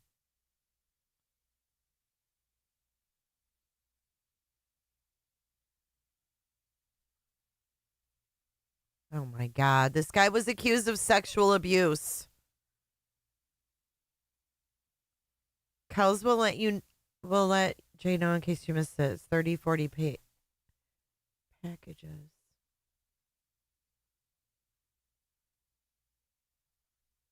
What is it, Reagan?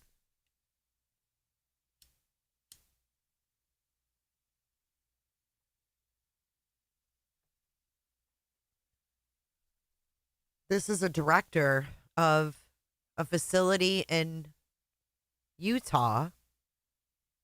Tough Love Boarding Schools, called the Worldwide Association of Specialty Programs. He was accused of SA from a former student. Let's see where they quote this. She's not even in here.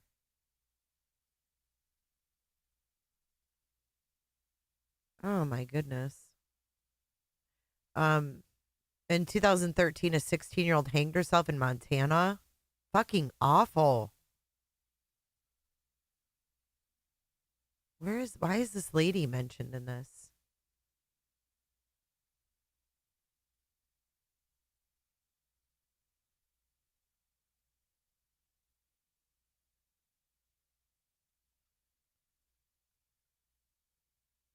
Look at, as happened with other parents, Brady also gave the Couches a list of pre-approved families to contact to vouch for them.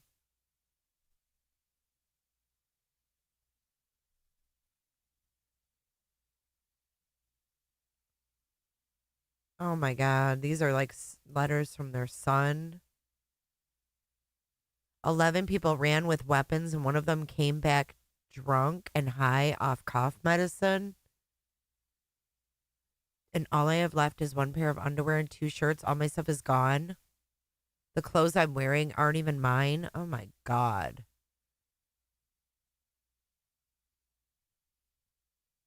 Oh, here it is. Core Solutions out of Winchester, California, also referred students to Midwest. Tara Akers, the former admissions director at Midwest, mentions Core Solutions founder Randall Cook in emails some parents provided to the register. I think we need to talk to Tara.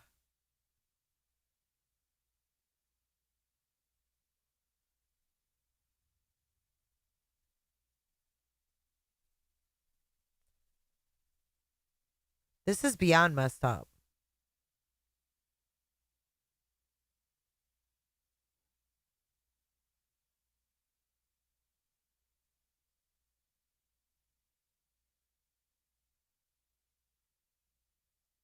Kansas City Girls Academy.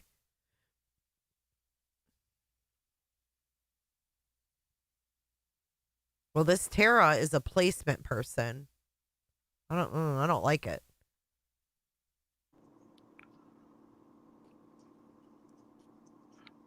Wow, that is really eye-opening. But I would tell your audience that if you are going to pick creators to listen to, Oh my God, here we before go. you take something and run with it, look at their track record. They not like us. And you've got They some not of these like us. creators They not that like us. have got things wrong over and over and over again. And it doesn't fit their narrative that it was Chris and Katie that wanted him in a behavioral center. Seth did not control that decision because he was not the majority custodial parent. They were Right. nice enough Oh. to give him some input, Bing bong. but he was not the majority custodial parent. They were That shit was not shared custody. Did you guys hear that? Do I need to play that again? because he was not the majority custodial parent. They were Right. nice enough to give him some input, They were nice enough. but he In other words, Seth didn't have a say. Oh, that means it was out of his fucking hands. Do you hear what I'm saying? So hot in here. The choices were out of Seth's hands. Equals motive. Bing bong. Oh boy. I want this to be crystal clear. Thank you, Siobhan. Just help a brother out here. Thank you, Siobhan. If you received a cootership from Siobhan, make sure you thank her. He had no control. Oh, no, he would not handle that well at all, would he, Autumn Renee? No, he wouldn't. You can't talk to a fucking log. Right? Not the majority custodial parent. They were Right. nice enough to give him some input, but he also wanted a center that would counsel him for some of the things he had been through when he was younger. And I think we all know what I'm alluding to. Oh, we sure do. Cheapers. Sure, and should. I mean that's. That is the chat. We're just kind of looking here what people are really heartbroken at this news. Well, is kind of the and it's my understanding. consensus. I want to ask Tony. Okay, because we've always heard it was shared custody. It was shared custody, right? Ha, thank you, Autumn. And I think we all know what I'm alluding to. Think that wanted him in a behavioral center. Seth did not control that decision because he was not the majority custodial parent. They were Right. nice enough to give him some input, but he also wanted a center that would counsel him for some of the things he had been through when he was younger. And I think we all know what I'm alluding to. Sure, and should. I mean that's. That is the chat. We're just kind of looking here These what people don't know what are to say. really heartbroken at this news. Well, is kind of the and it's my understanding. consensus. These people don't even know what to say. I don't think that went the way that Tony thought it was going to come out. Because that came out like Chris and Katie wanted to get him help. They were at the point where they're like, we can't do anymore. You know, he needs some intensive treatment. Okay. For whatever reason. It doesn't even matter why. Okay. That doesn't even matter. But for it, what Tony is spelling out, in my opinion, how I'm reading this, is that Sebastian needed some extensive therapy, that Chris and Katie were looking into a place. Seth said no, came up with his own options. They said no. And there it stood. Oh, the theft declaration. That's a good idea, Raken. Raken, you're so smart. I want to ask Tony just to clarify this because I'm seeing people say, why didn't Seth do anything if he knew he knew about the 5 CPS reports? But it's my understanding he didn't know, right? He didn't know about any of them. That's outrageous. That's outrageous. They never notified him. When he got the DCS reports, he didn't just get the ones from November. He got all of them. Wait. He said he got all of them but the one in January, right? There were 5 and he got all of them but the one in January. I mean, that's that. It was his custody shared custody. I don't know what they call it in Tennessee. In Oklahoma, it would be joint custody, but it was, it was a weighted joint custody, right? I mean, he only had him every other weekend. Weighted joint custody? Did he just make that term up? Seth knew about his own, didn't he? About his own what, Finn? Right. It would be joint custody, but it was, it was a weighted joint custody, right? I mean, he only had him every other weekend. Right. As long as his rights weren't terminated, he should have had the ability to. I know because I worked in a school system for 27 years, and we had to notify any parent that still had rights to the child. Anytime we had to call CPS and CPS came out, once the investigation was started, we were required to do that. So I'm wondering why CPS did not contact the other parent. Well, That's Miss strange. Auntie, I would tell you that from the legal counsel that we have spoke to, they had a very straightforward legal responsibility to notify him. And I would say that you can't do much about this until we figure out what the damages are. Huh? What the damages are? Right. But I think that this situation is far from over. Oh, so Yeah. they did have a legal responsibility to notify him. That is They what. did. Oh, Okay, I had not I ever would have looked been into that. surprised had they not been responsible, because I know that's not something you can drop the ball on. I see. I guess Clutch the Pearls was on while we were on. He just says, "I'm sending 1,300 people laugh out loud." I was wondering what was I'm sending 1,300 people. Huh? going on here. Our numbers just like went through the roof, and I guess he's hopping over here to hear you guys. Tell Justin I said hello. Oh, Lord. I think he can hear yes, you. I'm sure he can hear you. But Thank you, Justin. what We I might appreciate you. do then is just kind of do a brief recap, Tony, if you don't mind, real quick about what you told us, and 911 crime time makes February 26th make more sense. Also, he wanted Katie to know she was done messing up his life. actually maybe you can correct me in case my notes are off. What Tony is You doing. need my notes? Yeah, if I need them legible, I'll grab yours.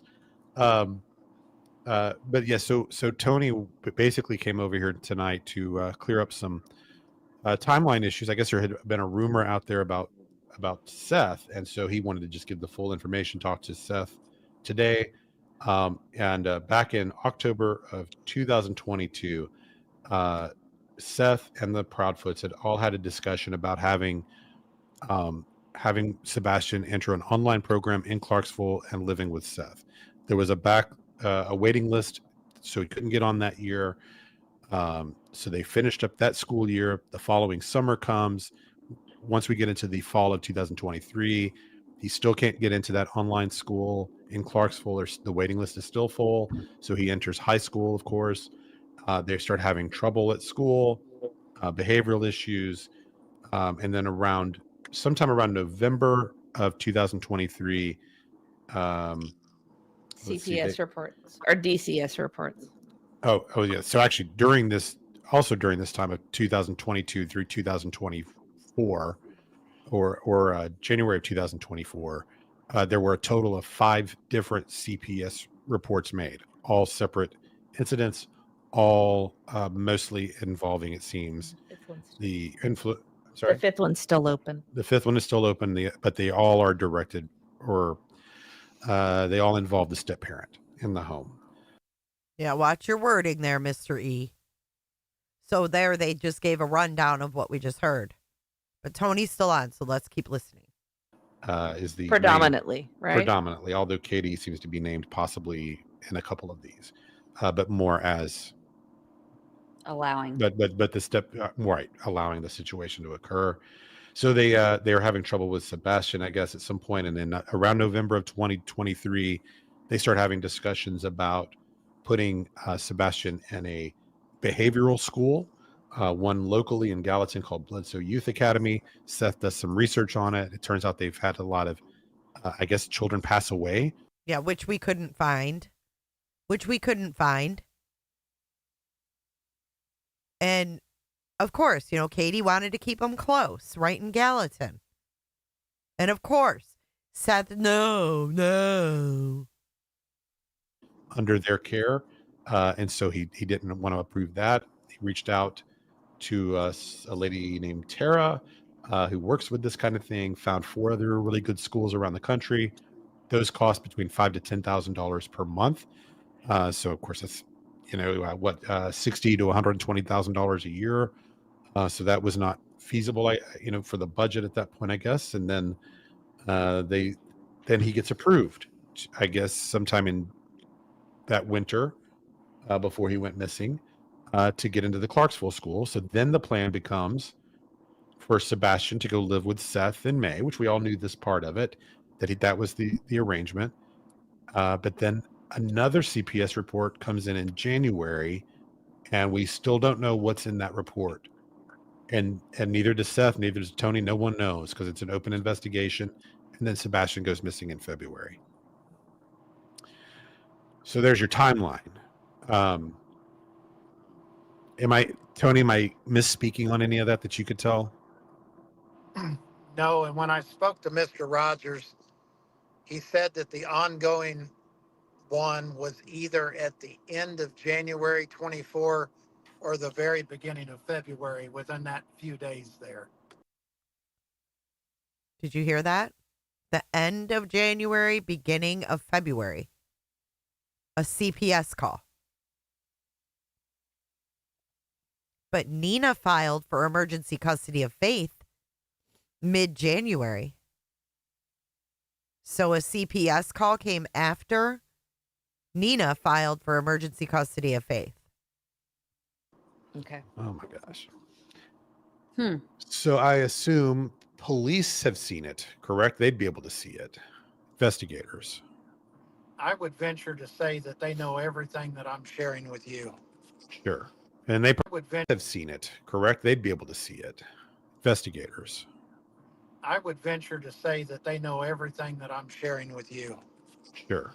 And they probably, even the open one, that wouldn't be off limits for them. They'd be able No. to subpoena that, I would think. Absolutely. No, Nina filed in January. I have the docket. It was around the 16th-ish of January. It wasn't after Sebastian went missing. They had a court date, I think, set for the week that Sebastian went missing. But she filed back in January. Yeah, so that's, I mean, that's it's, people are so, I know you can't see the chat because you're driving. Fuck the chat, dude. What are you... Dude, why are you... Fuck is he doing? Is he talking to Tony? Is he reading the fucking chat? Why can't he get a word out? What's going on here? What's going on here? That I would think. Absolutely. Yeah, so that's, I mean, that's, it's, people are so, I know you can't see the chat because you're driving. People are just really devastated and heartbroken. They're angry at CPS. Oh, Lord. That's essentially, that's what everyone's kind of saying. It's jaw dropping. Yeah, that's the response. for sure. Unfortunately, we knew some little bits and parts of this, but it does kind of make sense. Really, The Bubbles? timeline starts to make some sense, unfortunately. Mm-hmm. Well, I had a conversation offline with you and Mrs. E Of course you did. regarding the John Benet Ramsey Oh, miniseries that Lord. my wife. Oh, Lord, he watched the John Benet Ramsey miniseries, and look at Mr. E. He's like, well, I did too. Oh, my God. He doesn't even know Lou's name. Listen, I looked at Dana, and I said, that sounds familiar. And I watched, Yes. and there was an older. They called him the Sherlock Holmes of these types of cases. I think his first name was Lute. Loot. His name was Lou. Loot. Dude, Tony, I fucking hate you. You can't even get the details right on a fucking case from the 90s. Loot? Of these types of cases. I think his first name was Lute. Fucking loot? He can't. Is that a Freudian slip? Fucking loot?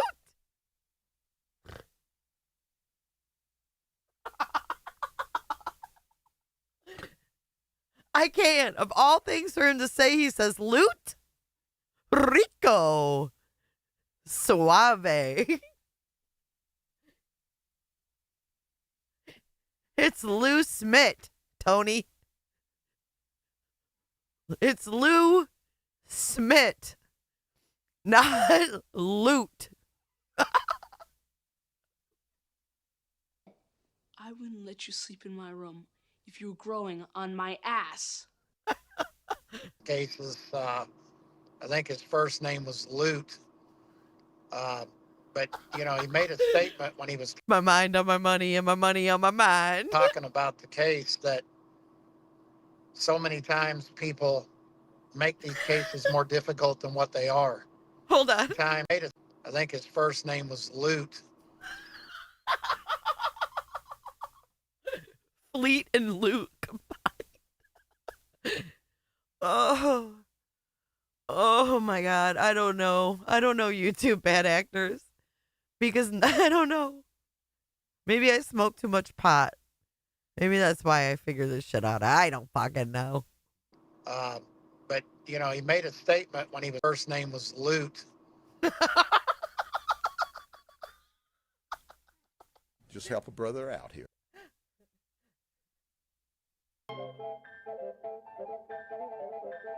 Welcome, Rakin. Rakin Cooter. The Rakin Cooter.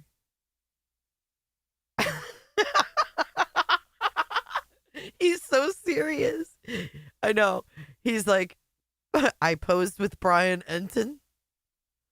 Of these Okay, types we'll of keep cases, going. Sorry. I think his first name was Lute.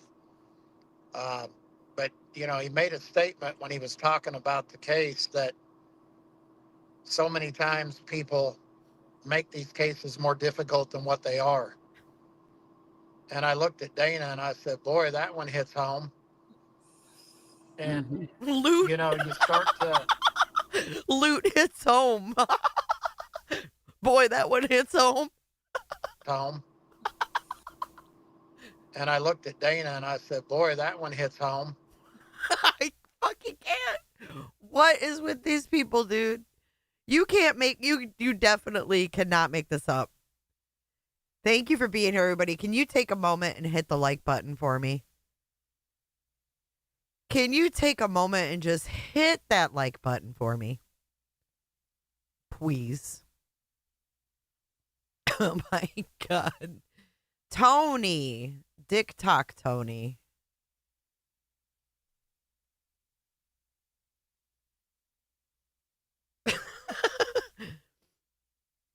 What did he say? What was that he just said? Hold on. I've got something to play for y'all.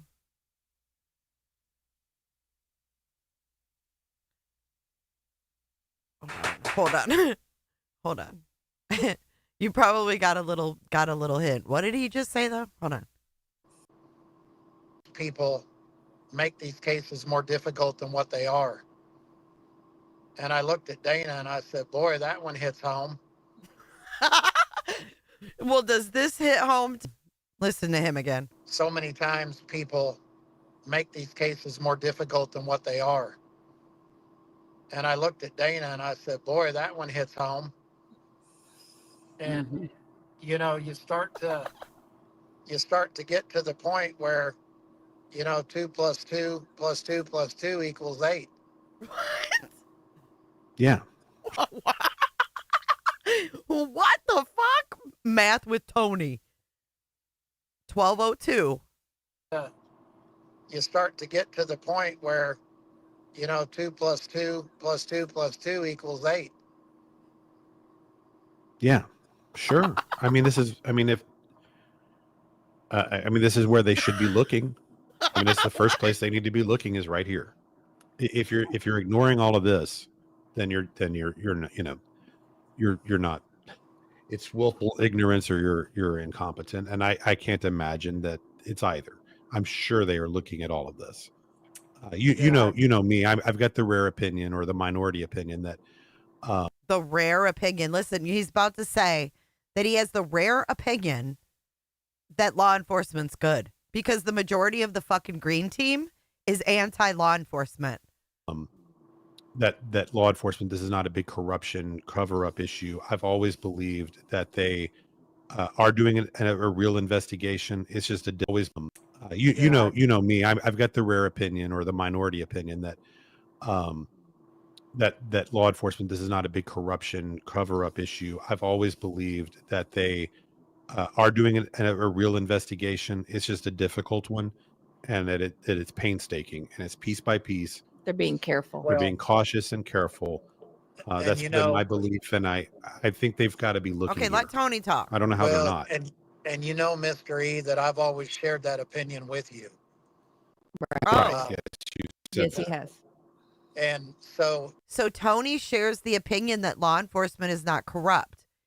Again, remember, Tony said, I only say and do what Seth wants me to. But he's saying he had personal convos with Mr. E, and he shares that sentiment. You know, what I like to look at a lot of different things and say, well, what if this happened? What if that happened? I like to use a lot of analogies, but you know, if you and Mrs. E had 4 or 5 domestic violence situations at your home, and wait, why is he calling it domestic violence? Came out, and every time they came out, you were the bad guy. You were doing things that you shouldn't be doing. She was claiming that she was scared. You did this, you did that 4 or 5 times over a couple of years. And then all of a sudden you wake up one day and Mrs. E is missing. I mean, where would the world be looking? Sure. Of course. You'd have to check me out first. I mean, you would have to expect it. You'd have to clear me first. If they didn't, they would not be doing their job. So, you know, and it doesn't mean that there's any guilt necessarily with these people, but it definitely needs to be the first place they're looking. And until they can clear that, then they don't really need to spend any time looking anywhere else. There's too many. It's been 10 months. You think that they haven't already looked at Chris and Katie Proudfoot extensively? Are these people for fucking real? They can't be this dumb. They can't be this dumb. To think that cops have just sat here and thought, oh, he ran away. He'll come back if he wants to. What? Diarrhea of the mouth. What if Seth made those calls? Guilt necessarily with these people, but it definitely needs to be the first place they're looking. And until they can clear that, then they don't really need to spend any time looking anywhere else. There's too many red flags. It's got to be where they're looking. Yeah, one thing that you've never heard me say, now you've heard Seth say it, you've never heard me accuse them directly of being responsible, but Sure. you will hear me say over and over again that I believe that you have to follow the evidence. Psychopath. Right. And I don't know what all the evidence is, and neither do you guys, neither does your audience. Okay, well, if you have to follow the evidence, then why are you pointing at Chris and Katie if there's no evidence? Oh, my God. And I don't know what all the evidence is, and neither do you guys, neither does your audience. And I do believe that they are working hard to keep things close to the vest. And I believe that they are following the evidence. I truly believe that. I do too. There's actually there's little signs here and there, if you're paying attention to it, that they are doing an active investigation, and that it's not just sitting on a shelf collecting dust. I think that's the case. And yeah, I'm sure they have way more information than we have. We probably only have 5% of what's out there available that investigators have got. I guess you guys knew, but we had no idea that there were 5 CPS reports in 2 years. That's outrageous. It's outrageous. But we don't know what's in them. We don't know what's in them. Who gains by making Chris look bad? Nina and Sean. See something, say something has a really good point. It's outrageous in a lot of ways, even if they have nothing to do with Sebastian's disappearance at all. It's outrageous. Did you see Mrs. E? To do with Sebastian's disappearance. She got frozen. She got frozen as she was yawning. Oh, this is weird.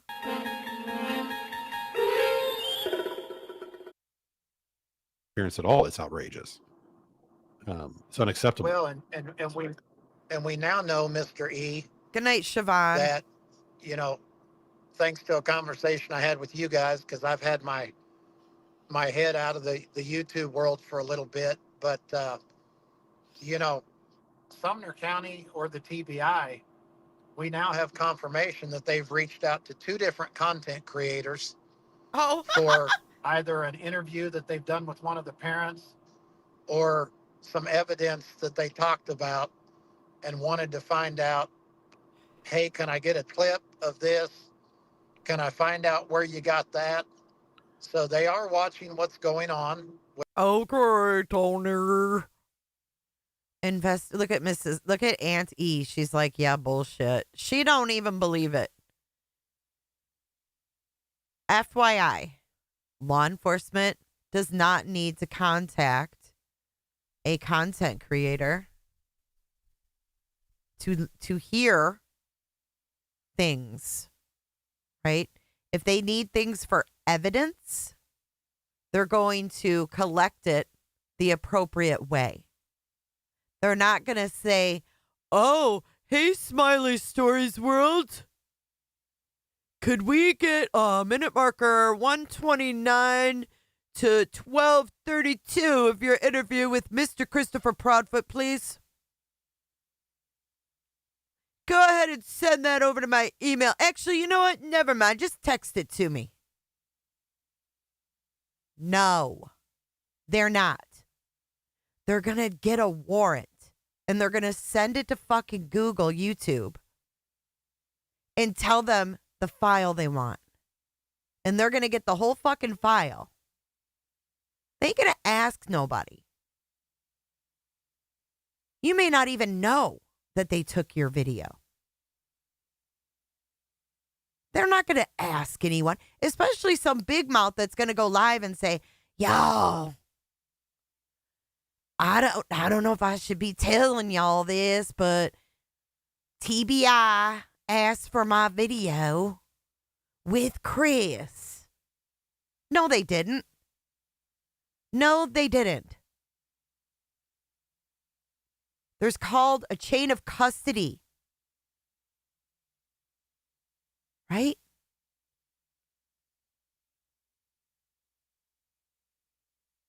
So who else?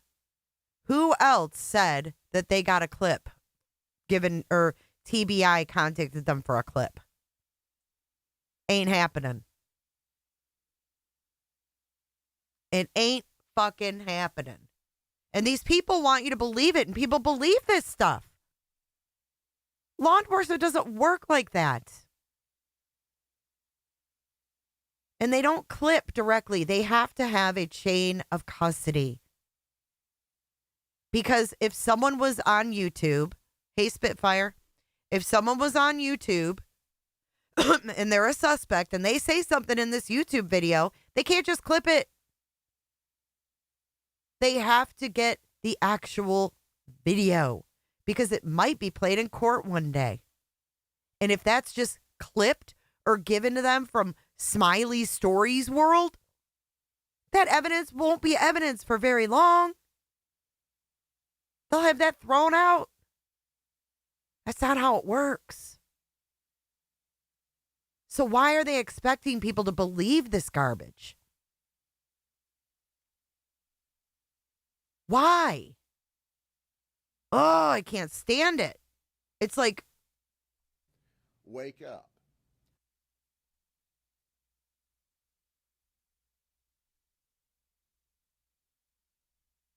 What's his end game? What's his end goal? What's his end goal, y'all?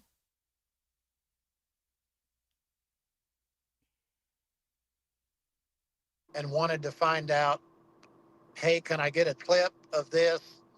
Can I find out where you got that? So they are watching what's going on, which is encouraging to me. And it does give us an indication as to which direction they're leaning, to your point, if you're paying attention. It's about as good as Seth's bag and tag. That's about how good it is.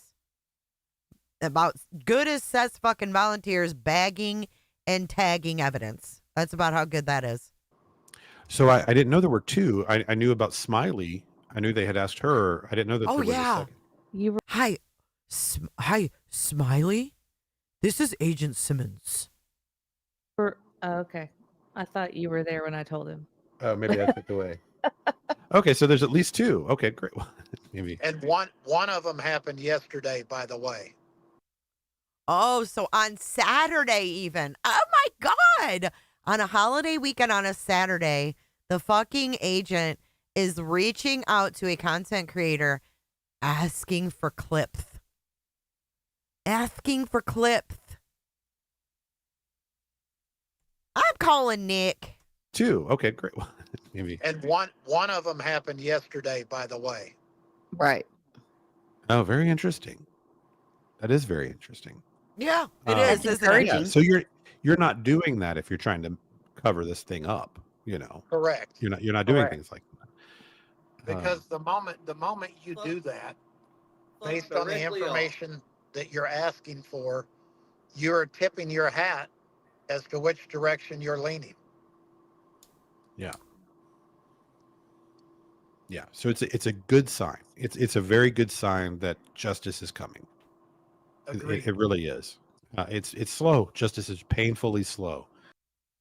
Justice is coming because they're asking Smiley for a clip? Bullshit.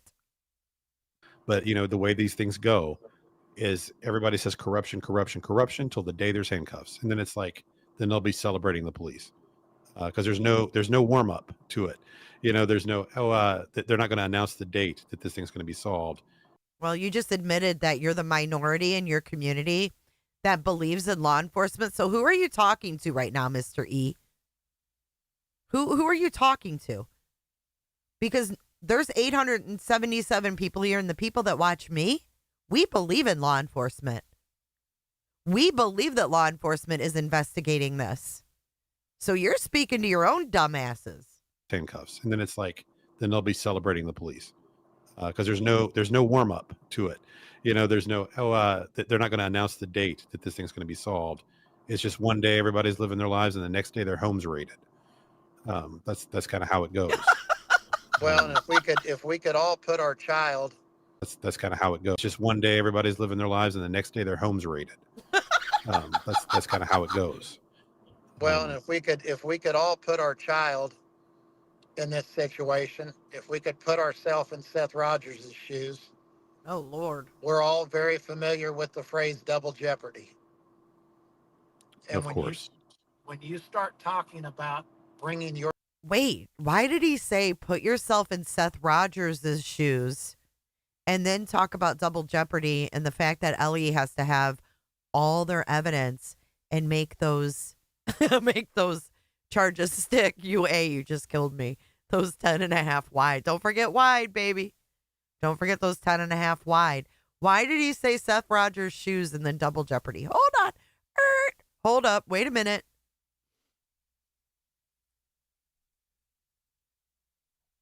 Psychopathy. Child in this situation, if we could put ourselves in Seth Rogers' shoes. Wait, that's kind of how it goes. Well, and if we rated. Wait, okay, so he says you're living your life one day, you're rated the next, and then he says, let's put us in Seth Rogers' shoes. Solved. It's just one day everybody's living their lives, and the next day their home's raided. That's kind of how it goes. Well, and if we could all put our child in this situation, if we could put ourselves in Seth Rogers' shoes, we're all very familiar with the phrase double jeopardy. And of course. When you start talking about bringing your strongest case and getting it right the first time, as much as it pains me to say this, we really don't want them to hurry. No, I agree. So, yeah, he's saying that they only have one chance, basically. So they only have one shot to charge someone if they're going to charge them with something. So they got to make sure they've got a strong case. They are basically stating that a crime has been committed and Sebastian is either with someone or deceased. Basically. I agree. I am encouraged that they are still gathering evidence, reaching out to creators for interview clips. it's a great sign that they are doing their due diligence. It's just slower than anybody would like. We're an impatient. Everyone's impatient. We all want He's justice, chewing and of course, gum. more than anything, if he is, Blueberry. there are ways gum. you could look at this situation and think maybe he's alive. There are some. It is still a possibility, and so they also have to be cautious for those reasons about how they go forward too. I think. Yeah, I agree. And I made another comment, and then I'm going to let you guys get back to your show. I made a comment to you guys earlier today that in the one other case I've been involved in, when you're getting over the target as a PI, as a content creator, as a civilian, because you're going to get that phone call from law enforcement that, hey, you've stumbled upon something here and it's not something we want discussed. Right. And in a roundabout way, I believe that these content creators stumbled onto something. What? Yeah. Right. There's got to be something there. Yeah. Um, Because we know how law enforcement feels about content creators. And in order for them to reach out and ask for assistance, yeah. they had Can't blame them. Yeah, they had to have had So here he is discussing it. Yeah, this is a trap. This is a distraction. something that either they wanted kept private or that they wanted to take a better look at. Then why are you talking about it? Why is Smiley talking about it? If Smiley was contacted about her content, she wouldn't have went live and went, y'all. I don't know what the fuck she said because I didn't watch it, but I can imagine she went, y'all.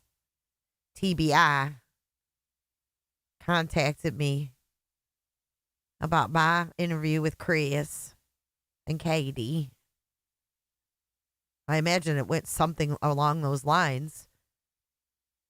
So damn sure this is all bullshit.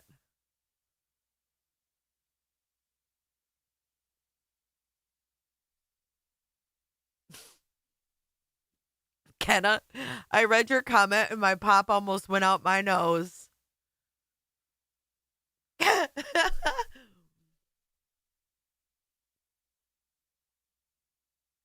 Right. Is that a way to get us to all scour Smiley's content? I'll pass. Flung. You're what the French call les incompetents.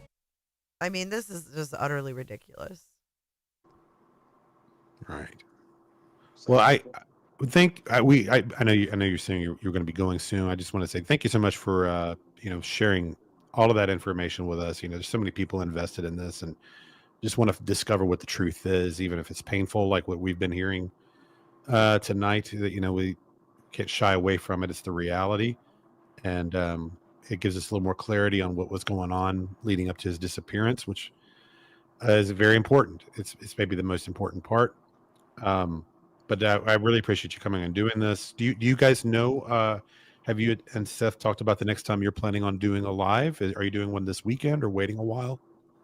We actually have some things we're going to address, and we will be having a guest on with us, and it will probably be this Friday night. Great.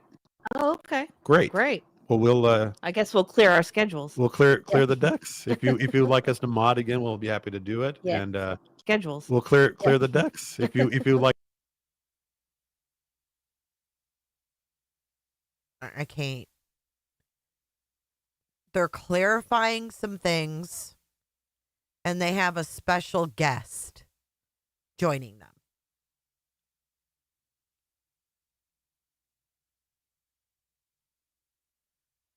Do you remember the 21st day of September? No, do you remember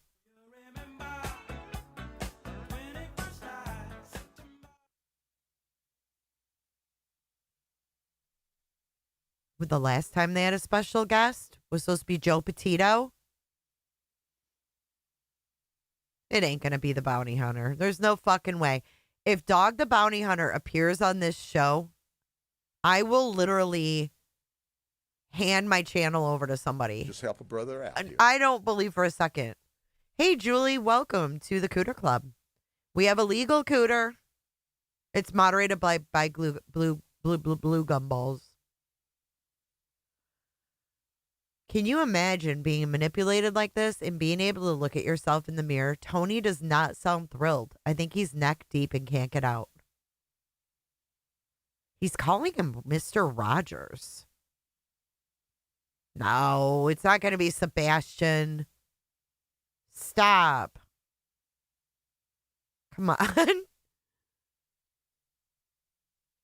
No one's seen any emails. Nobody's seen any. Like us to mod again, we'll be happy to do it. Yeah. And Of course. Oh, we will. Oh, we'd be so happy to mod. Oh, I'm so happy. yeah, and we'll make sure we promote that when you guys pick a time and all that stuff. Oh, and, yeah, let everybody please. know about it. Please We sure promote. appreciate you guys. Auntie, Mrs. E, you guys have a good evening. And chat, appreciate you guys supporting the E family. Aw. Thank you, Thank Tony. you. Aw. Thank you for everything you're doing for Seth, and thank you for coming and joining us tonight. We appreciate you. Very much. Thank you. Have a great evening. You You too. too. Thank you. Bye. Wow, that was incredible. So thank you so much to Tony Mathis, spokesperson for Seth Incredible. Rogers, for It was weird. sharing a lot of information that we had never heard before. Do you want to go over we've this? talked Because to- we've had some people come in. Let me real quick say hello to some of the people that have come Sure. in. Justin, of course, has come in. Welcome in, Justin. I saw Brittany J. Welcome in, Brittany J. And then we've had The some gang's all here. people join. Auntie, can you help me with that? Hi, Brittany. Hope you're doing great and had a good Thanksgiving. Let's see. After Annie Banani, we had. Let's see. We saw Justin. Justin, thank you Yeah, for being a thank you, member for Justin, 2 and- months, and thank you for sending 1,300 people over. Yeah, Absolutely. sorry, didn't mean And to while you're derail here- your deal tonight. I'm sorry. While you're about here, that. hit the like button. We have that video that we share when we get to 1,000. So I like his. Oh when he gets my to 1,000. He's got a really God. funny one when you get. Okay, I can't watch them any longer. At this point, I don't think anything else. They were live for a fucking while, man. Just I can't. What's this shit? Hold on, let's see this. What they read here. Oh wait, here's Seth. It took me 6 years to accomplish SSI for Sebastian. What the fuck? You were living out of your car? What are you talking about? Let's see if they pin any other comments. Oh, they're going to drive themselves crazy looking at hoodies.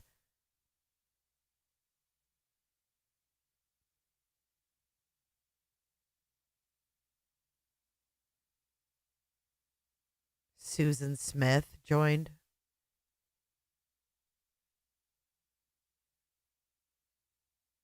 Well, we know he's not super chatting, so it wouldn't be the green ones.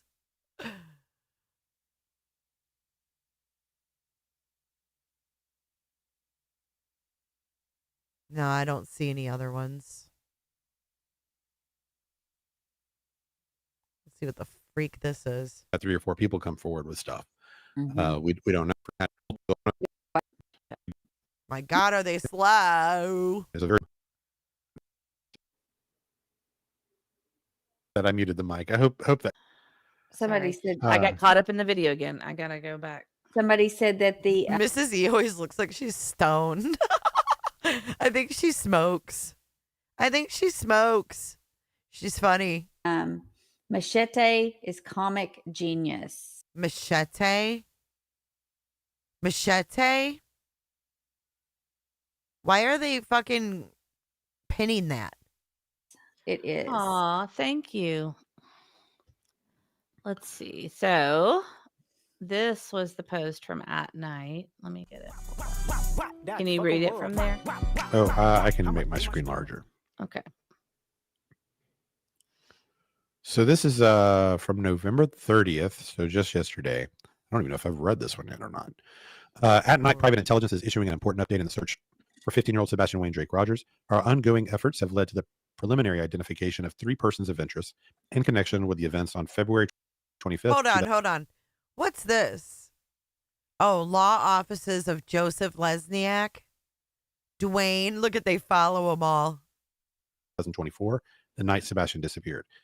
POI 1, we have reason to believe this person has direct knowledge of what unfolded that evening and may hold critical information about Sebastian's disappearance.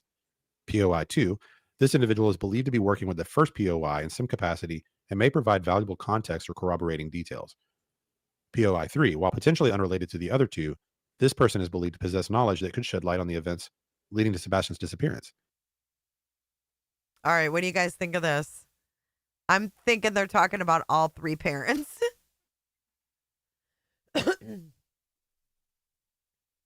Oh, yeah, Rakin. Thank you.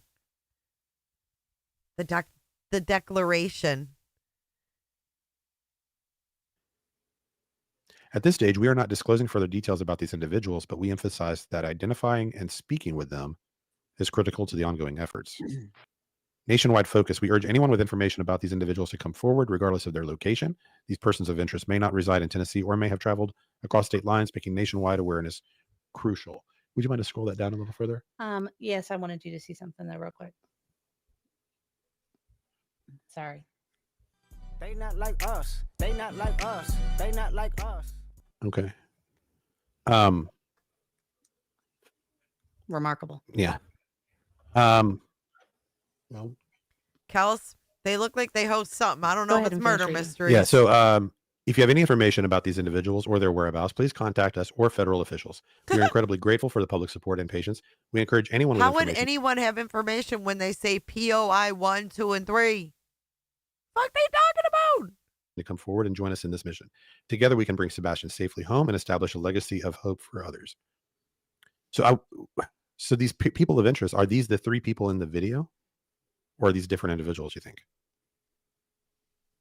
It's hard to tell who they're referring to. Why don't you clarify before you do the live with them? I don't know. Well, I think Nick is here. Oh, Lord. We could ask Nick Bring him up. if he can divulge that. Well, I think you mean if they're the same. Say that again. What was your question? Well, the three people, are these the three people that are in the video, or are these three different people? So there's that they're three looking hoodie for? people? Gotcha. Idiot. They I said mean, there might there's be a one. reason they're not giving better descriptors. They may be wanting the people of interest to identify themselves. Stop it. I'm not sure. No, that's a good question. Stop. Stop. Stop. And of course, we just see a little snippet of the video. Right, right. We don't have the whole thing at all. I mean, I don't know. I don't know how much course they you got. don't. They might have. I don't know if they only have this one angle. Because your They might have shit's the whole- fake. They gave you They might fake have the shit. whole restaurant for all we know. We don't know what they've got. Dum-dums. They might have multiple cameras and multiple angles because they had the reward out. You know, they put out that offer for people that had photographs or any video from inside the restaurant. So they might have even had multiple sources aside from whoever provided this video, where they've got more information. You know, they might have had 3 or 4 people come forward with stuff. Mhm. We don't know. So we just have a little piece to whatever puzzles they're putting together. You don't have shit. What you have is fake. So very interesting. That's all you can say. Very interesting. Well, I'm going to get out of this. So I can Somebody's get back to the already chat. Take a picture of that. Take a picture of what? Oh, just something someone said. So I would have it. what- So the people give us such good ideas. That What the fuck is she screenshotting? Busted. Busted. Your sister wife caught you. What the fuck were you screenshotting? Sneaky.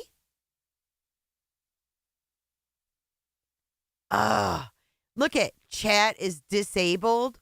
Really? Fucking sneakies. This, so I can get somebody's back to the already. chat. That. She says, Take a picture of what? Oh, just something someone said. And Mrs. E is all stoned. Take a picture of what? Well, I'm going to get out of this. So I can Somebody's get back to the already. chat. Take a picture of that. Take a picture of what? Oh, just something someone said. Oh, just something someone said. Who said what? Loot. Let's take a picture of that. Take a picture of what? Oh, just something someone said. So I would have it. So the people give us such good ideas that sometimes I have to go back and look at comments later. Oh, you are so full of shit. It wasn't an idea. Can we give him some Mickey Mouses to take pictures of while I call Nick? Yeah, no Kinda- doubt. Yeah, I'll have to go back. Oh, we've got the machete party. Oh, we do. Yay! Yeah. So, yeah, let's do the machete party, and we'll kind of do questions the last 15 minutes or so, and then kind of talk about this stuff, and then call it a night. Does that sound good? Yeah, that's fine. Hold on, I'm just well, thank you looking for the something. 1,000 likes. We do appreciate that. Okay, we're getting out of there. We're done with them. We're done with them. Say goodbye to the E's. I wanted to replay this with y'all. It's kind of interesting. I didn't remember a lot of this that Seth said. Let's listen to this. Ooh, my ALEXA just answered me and I didn't say nothing to it. This is April 2nd. April the 2nd. I'm sorry, what's up? Said I'm just out here. Sorry, Yeah. I'm on my phone, so it might be pretty weather and stuff that we're having. Yeah, I hear you. I had some tornado stuff going on earlier over here as well. So prayers to everybody out there considering with the weather that's going on. I know it's still getting crazy out there too. So we were trying to, when we were wondering Yeah, I about can't the take them boots, either. That was a Christmas gift. This is going to get into the boots. UA mentioned the size 10.5 wides. This is for you, UA. I hope you're still here. And then we're going to go over Seth's declaration. I'm pulling it up right now. Is that Which boots? Because the boots that I just bought him at Boot Barn, I bought them like, I want to say, not the. Well, yeah, no. He had them for about 2 weeks. So I just bought them for him. They're gray, and I bought them from Boot Barn. Are they like cowboy boots or hiking boots? They're kind of like hiking boots. He picked them out. I mean, Okay. I don't make him wear anything until he puts it on and decides that he likes it. We spent like an hour and a half. He went through and finally chose what kind of boots he wanted, and then he put them on. They were a size 9, and he was like, "They're kind of tight." So I was like, "Well, then go get the next size up." And then he went to 9.5, and he was like, "Well, these feel better." And I'm like, "Do you want a size bigger?" Well, I guess. Well, then go find a size 10. And it made him walk around the store in those. And I was like, "Do you want to go another size?" And he was Is like, this "Sure." weird or what? He decided that he liked the 10.5. Why is he telling this story? Autumn, yes, he has. It's quite annoying. That's so particular. That's cute. So particular. He's growing up to be a young man, so it's not about me telling him what to do. It's about me advising him on certain things. Right. When I go buy a pair of shoes, I know I need 10.5 wides because my feet stop growing and I wear 10.5 wides. There you go, His feet are UA. still growing, and he's got to figure out what's comfortable for him. Right. Yeah, they're blazing their own path already, and you got to kind of let them be who they are because everybody's so unique and individual that everybody's their own spirit, and you have to let them fly as well. Is this not weird? Yeah, same size shoe. That's what I'm saying. Shaniqua. Did Dad bring the shoes before his garbage trucks down in Chevy beamed him up? Woohoo. When it comes to what they prefer and what they're comfortable in. So those boots were at the house then when you were there?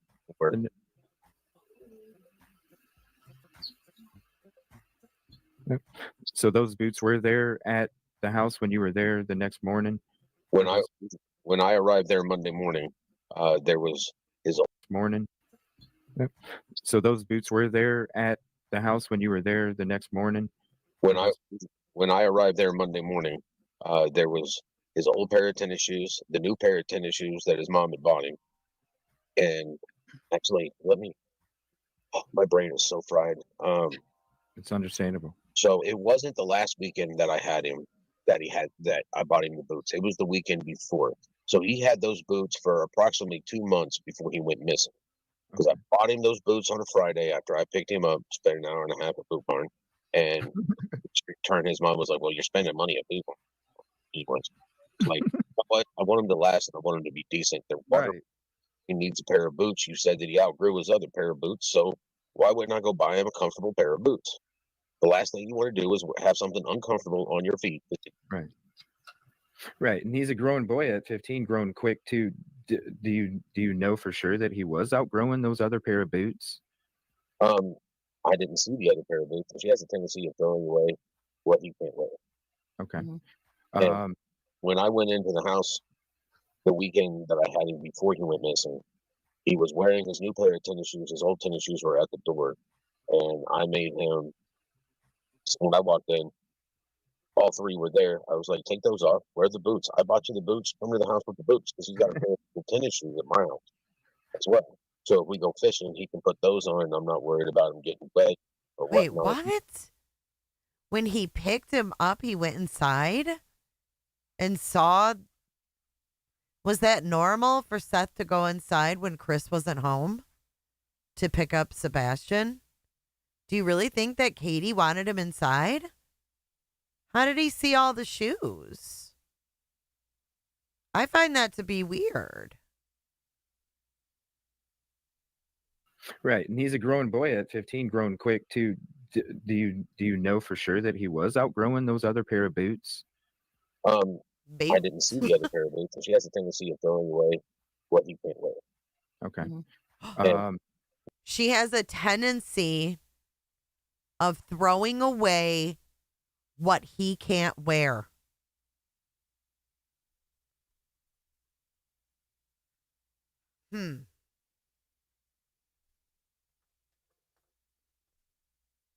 That's weird thing to say. Why would he say that? Do you know for sure? Listen. The last thing you want to do is have something uncomfortable on your feet. Right. Right. And he's a grown boy at 15, grown quick too. Do you know for sure that he was outgrowing those other pair of boots? I didn't see the other pair of boots, and she has a tendency of throwing away what he can't wear. Okay.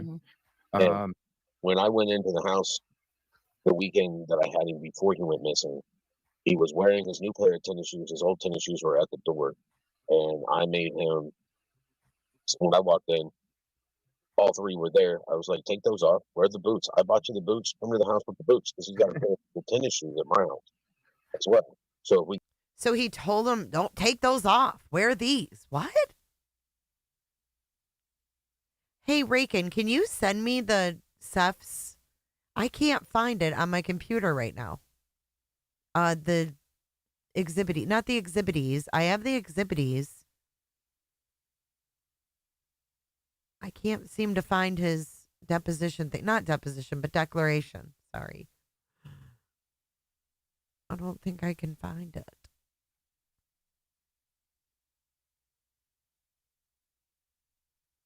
We go fishing, he can put those on, and I'm not worried about him getting wet or whatnot. So that way I don't have to listen to his mom complain with me. Now you mentioned. Wait, what? Listen to his mom complain? I'm putting this on normal speed.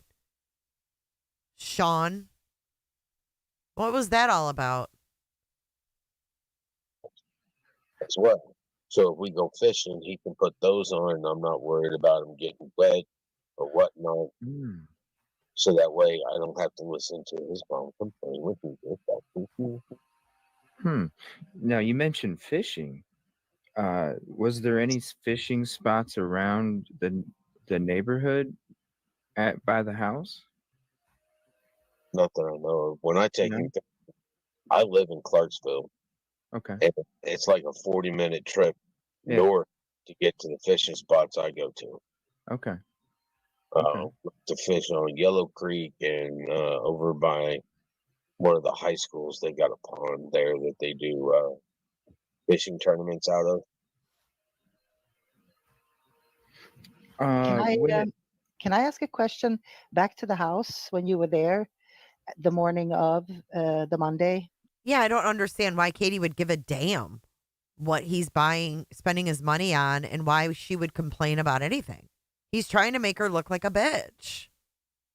Is that okay, CJ? Yeah, go ahead.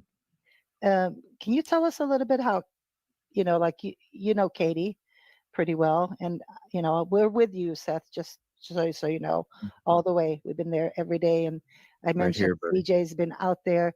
He would even went out there on Sunday to search all day long, and wear his heart on his sleeve and really go hard on finding Sebastian. But I do have a question about Katie. How was she? You know her. Is that something you can talk about? I don't like to talk about her. Okay, I understand. I talk about her because I was married to her for years, and I've known her for even longer. And I don't want to talk to her because I was married to her for years, and I've known her even longer. As he goes on to talk about her, I don't want to talk about her. Okay, I understand. I talk about her because I was married to her for years, and I've known her for even longer. And I know things about her that make her mad. She don't talk to me. I see through a lot. To talk to me. I know things about her that make her mad. I know things about her that make her mad.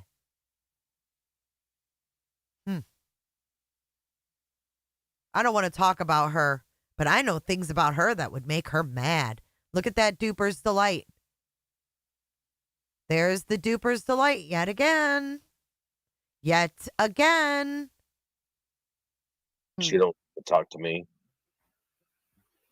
Hi, I Sophia. see through a lot.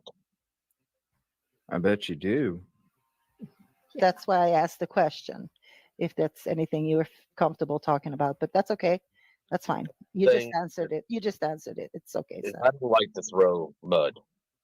I'm above. Yeah. Right. Yeah. Oh, you're above throwing mud? Wow. I'm not here. The whole thing is that this is not about Chris and Katie. This is about finding my son. So I've listened to some of their podcasts and turn around and go do podcasts so that because people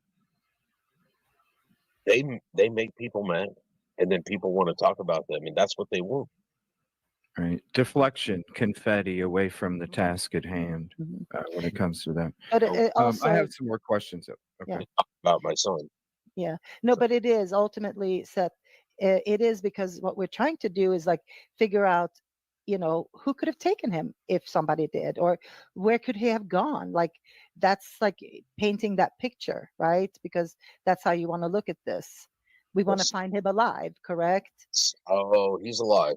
And these details matter, in that sense that how can we help or how can, people who are out there like CJ, how can he help in the search? You know what I mean? Well, I will tell you that you've been talking to my mom, CJ. Oh, really? What? Another Duper's Delight. Look at this. That's Golf Inspector General and Sweet Southern Tea, it says. Duper's Delight. Again, CJ, you've been talking to my mom. Oh. What the fuck?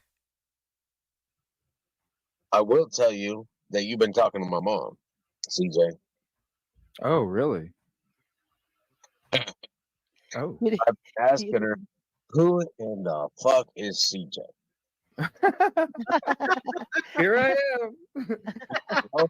It's a guy that's CJ looks like he's AI. Has anyone ever seen him in person? He literally looks like an AI person. It is so crazy. been searching, using mediums. He's got a podcast. I'm like, Mom, that doesn't tell me shit. I mean, you know how many people are out there with podcasts nowadays? Right. Yeah, right. And this all happens. I pushed in, and I normally will jump on because I don't sleep much anymore. Uh, Thanks, Rakin. it really kind of, it really, I worked nights before all this stuff happened. I've been working nights for probably a decade at least, if not longer. No, you haven't. And I worked nights working nights for probably a decade at least, if not longer. And I worked nights when Sebastian was younger, and I had respite care because then all they had to do was show up and they could watch TV because Sebastian Respite care? What is he talking about? I didn't catch the he's alive. How did I miss that? would be asleep. And then I would go do my little part-time jobs while she was gone on deployment so that I could make money, because she was always complaining about the fact that I never made money. Oh, God forbid. God forbid. And it's like, I was the only one that had a job when we were dating. And I was the only one that Was she even old enough to have a job when you were dating? Asking for a friend. had a job. Oh, that's that girl's phone. Rakin, I didn't get anything from you. Why is it when I say Rakin, my thing goes off? I didn't get anything. Oh, now I did. Thank you so much. It just came through. Take that back. Thank you. Picked up a part-time job while you were pregnant, and it's like, and then you wouldn't do the things that needed to be done for a family. So I had You wouldn't do the things that needed to be done for a family. What the fuck does that mean? I had to do it. I mean, Wow. That's a lot. Yeah, especially on one person too. And I really am. I'm busting my tail out there, man, trying to do everything I can. And I was even last week trying to. I'd rather be doing more searching than I am. Yeah. Well, that's what we're here for, sir. We're here to take your arm and throw it over our shoulder and help you avoid the cracks in the sidewalk. Lord have mercy. Issue lately is becoming Sebastian's voice, and then trying to, balance Sebastian's army, which is becoming very, very big. Oh my God, he's got the world on his shoulders, y'all. Balance Sebastian's army, which is becoming very, very big and fast, and unmanageable at times. It's just like today, I had somebody call me, and all of a sudden, I realized I'd been on the phone talking to them for an hour and 4 minutes, and felt like I wasn't getting anything really. I'm not getting anything done, and I've got 6 missed phone calls and 15 text messages. So then I get off the phone with that, and I turn around and I call the first person that I missed their call, and I'm Mr. answering fucking text popularity. messages. And the next thing I know, 6 hours have gone by, and it's like, yeah, I spend more time on my phone now. Oh wait, this is important. This is important. Do you guys remember? Hey, Truth, what's up? Do you guys remember I played Kyron Horman's dad the other night, where he's like, when my son was missing, I didn't crack a laptop. I wasn't on my phone. And here we have the opposite. Listen to this reverse Uno. I spend more time on my phone now than I ever have. Right. Even when I had social media, which was years ago. Oh, years. I spend more time on my phone now. Watch that face. Even when I had social media, which was years ago. I ever have. Right. Even when I had social media, which was years ago. Oh, I don't have Facebook, so I'm not on there. Okay, dude. Years and years ago. I spend more time on my phone now. I mean, I could go. Wait, here we go.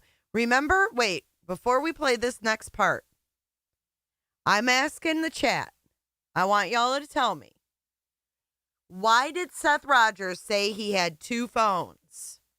Why did he have one phone that had service and then a second phone that had Wi-Fi? Do, do, do, do, do, do, do. Can someone answer? Why did he say he had two phones? Music? YouTube? So he could watch stuff uninterrupted? Ding, ding, ding. Nicole's got it. They not like What's up, us. brother? They not like us. They not like us. Thank you, Green-Eyed PI. I don't want to talk about Katie, but I'm going to talk about Katie. Thank you for your super chat. What did he say? He said so he could watch YouTube. Yes, so calls wouldn't interrupt him. So calls wouldn't interrupt him. You ready? Mr. My calls interrupt me, so I need a second phone. Let's go. Weeks without a phone call, except, I mean, I could go weeks without a phone call, except for between me and my son. Weeks without a phone call, except for, I could go weeks without a phone call. Okay, so he needs a second phone. Why?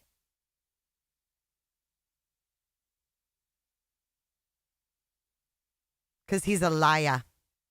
No, he hooked it up to Wi-Fi to watch YouTube videos and listen to music so his phone wouldn't get interrupted because he's so fucking popular.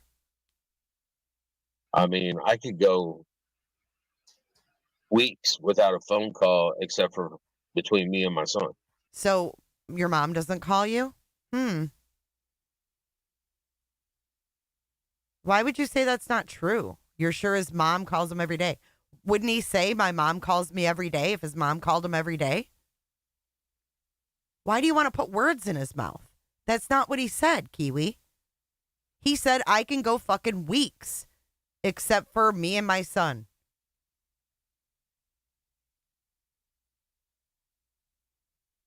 So you're saying that's not true. So what Seth is saying isn't true, you know. Because I'm sure, because you know Robin, she had to have been calling him every day. I spend more time on my phone now. I mean, I could go weeks without a phone call, except for between me and my son.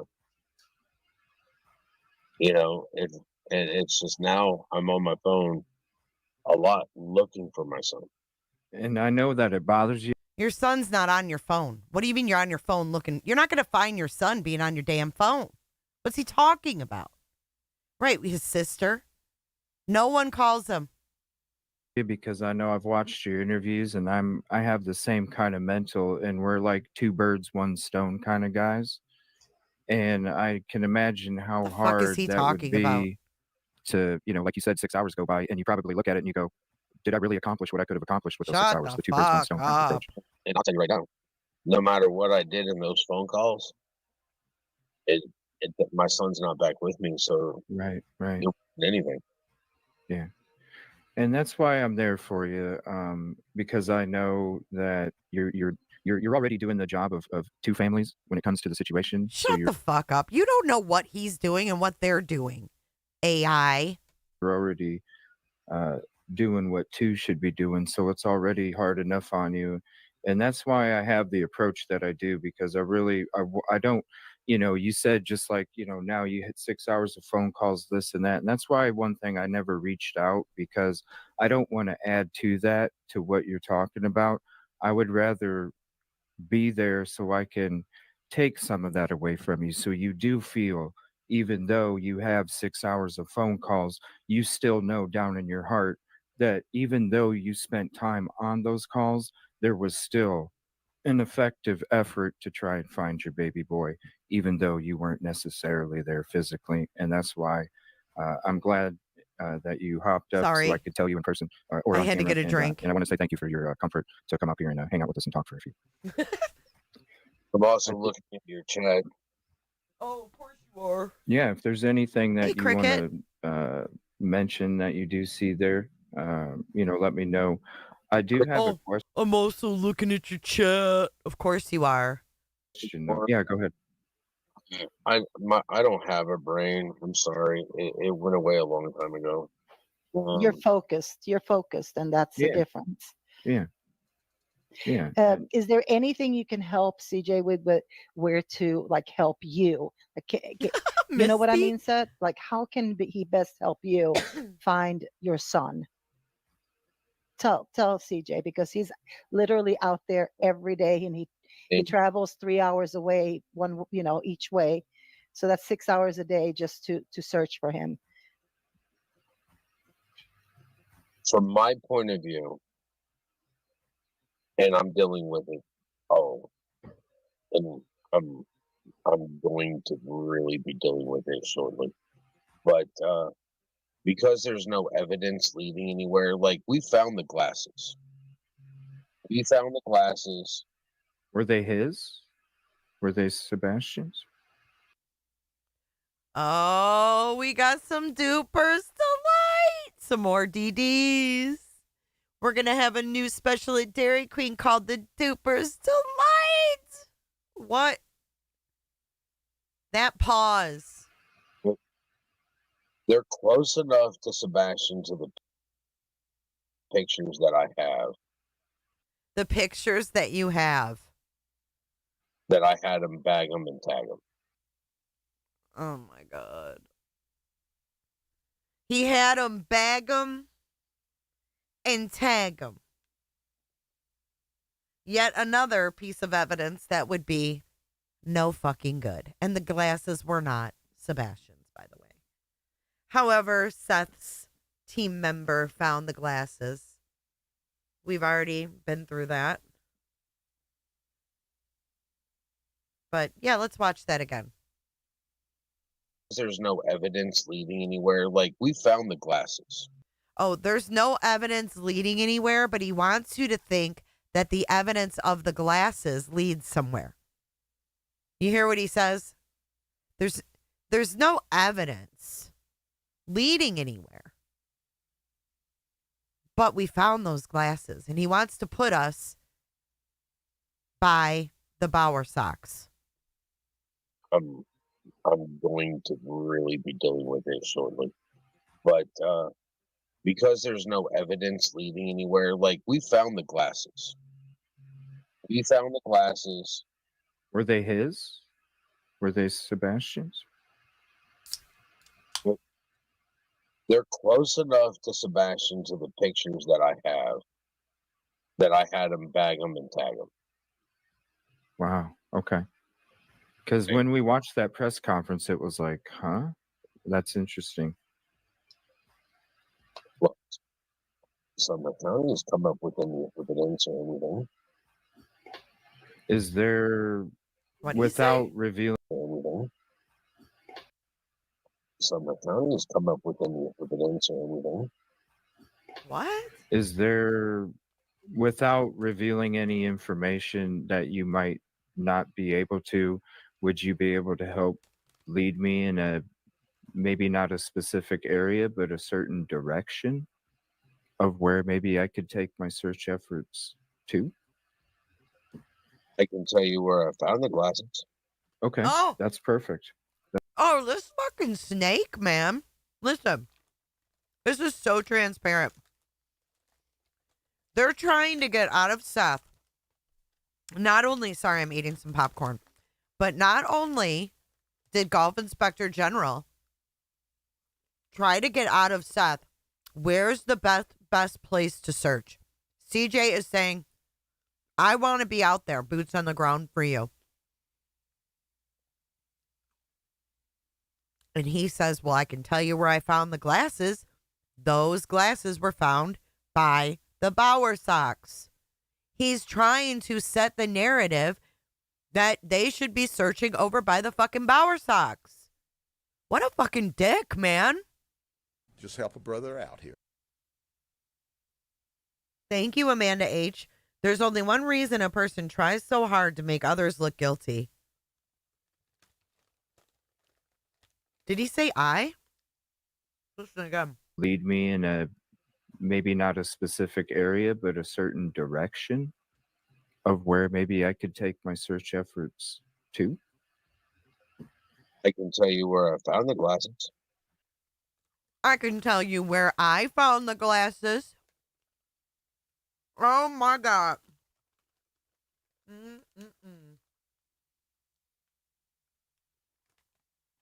Jeepers Creepers, I got no fucking control over those commercials, baby. All I can say is you get YouTube Premium. That's all we can do. We have no control. Let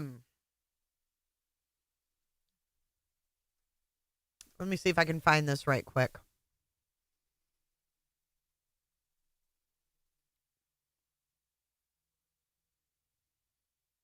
Course of all of this, there have been some potential attention that this has gotten, and sometimes that's a big positive in keeping Sebastian's face in the public. It's just too much doesn't make sense.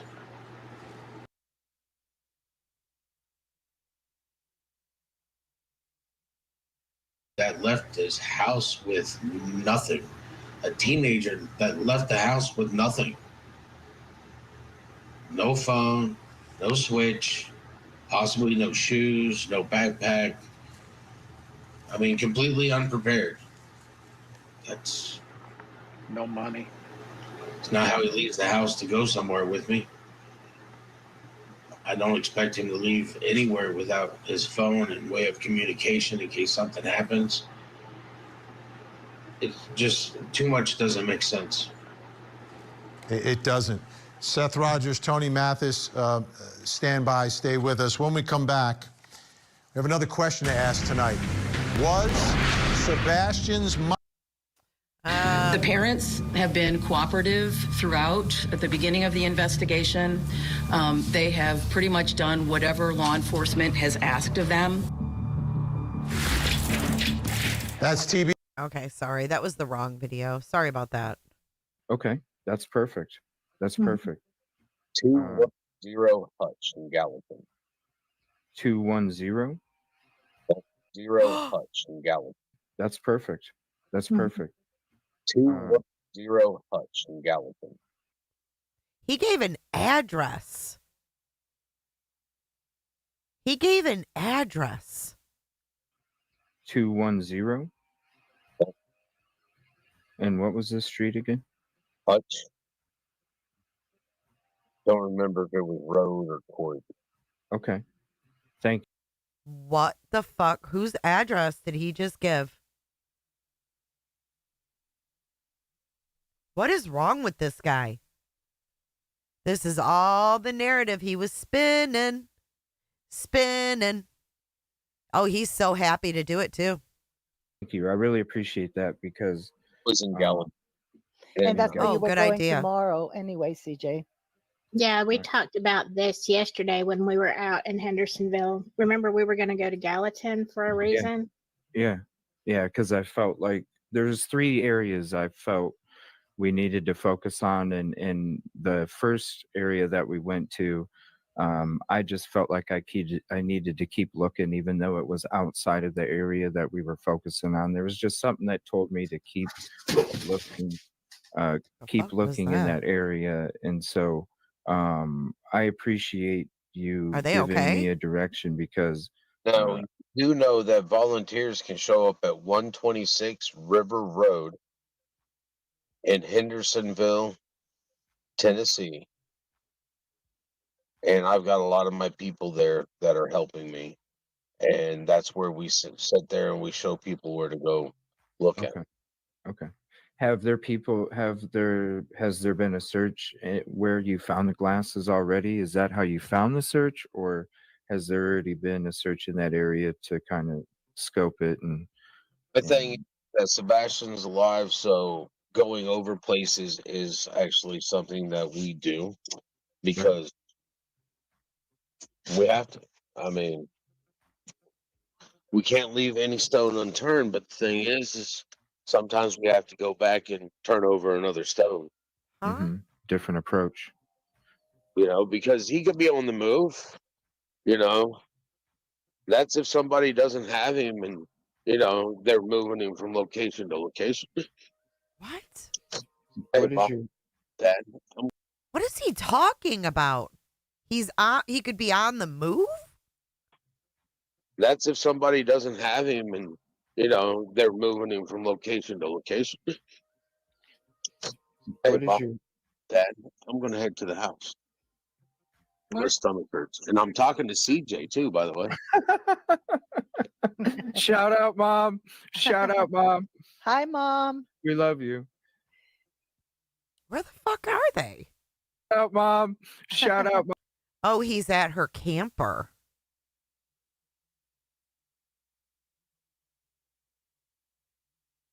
What the fuck?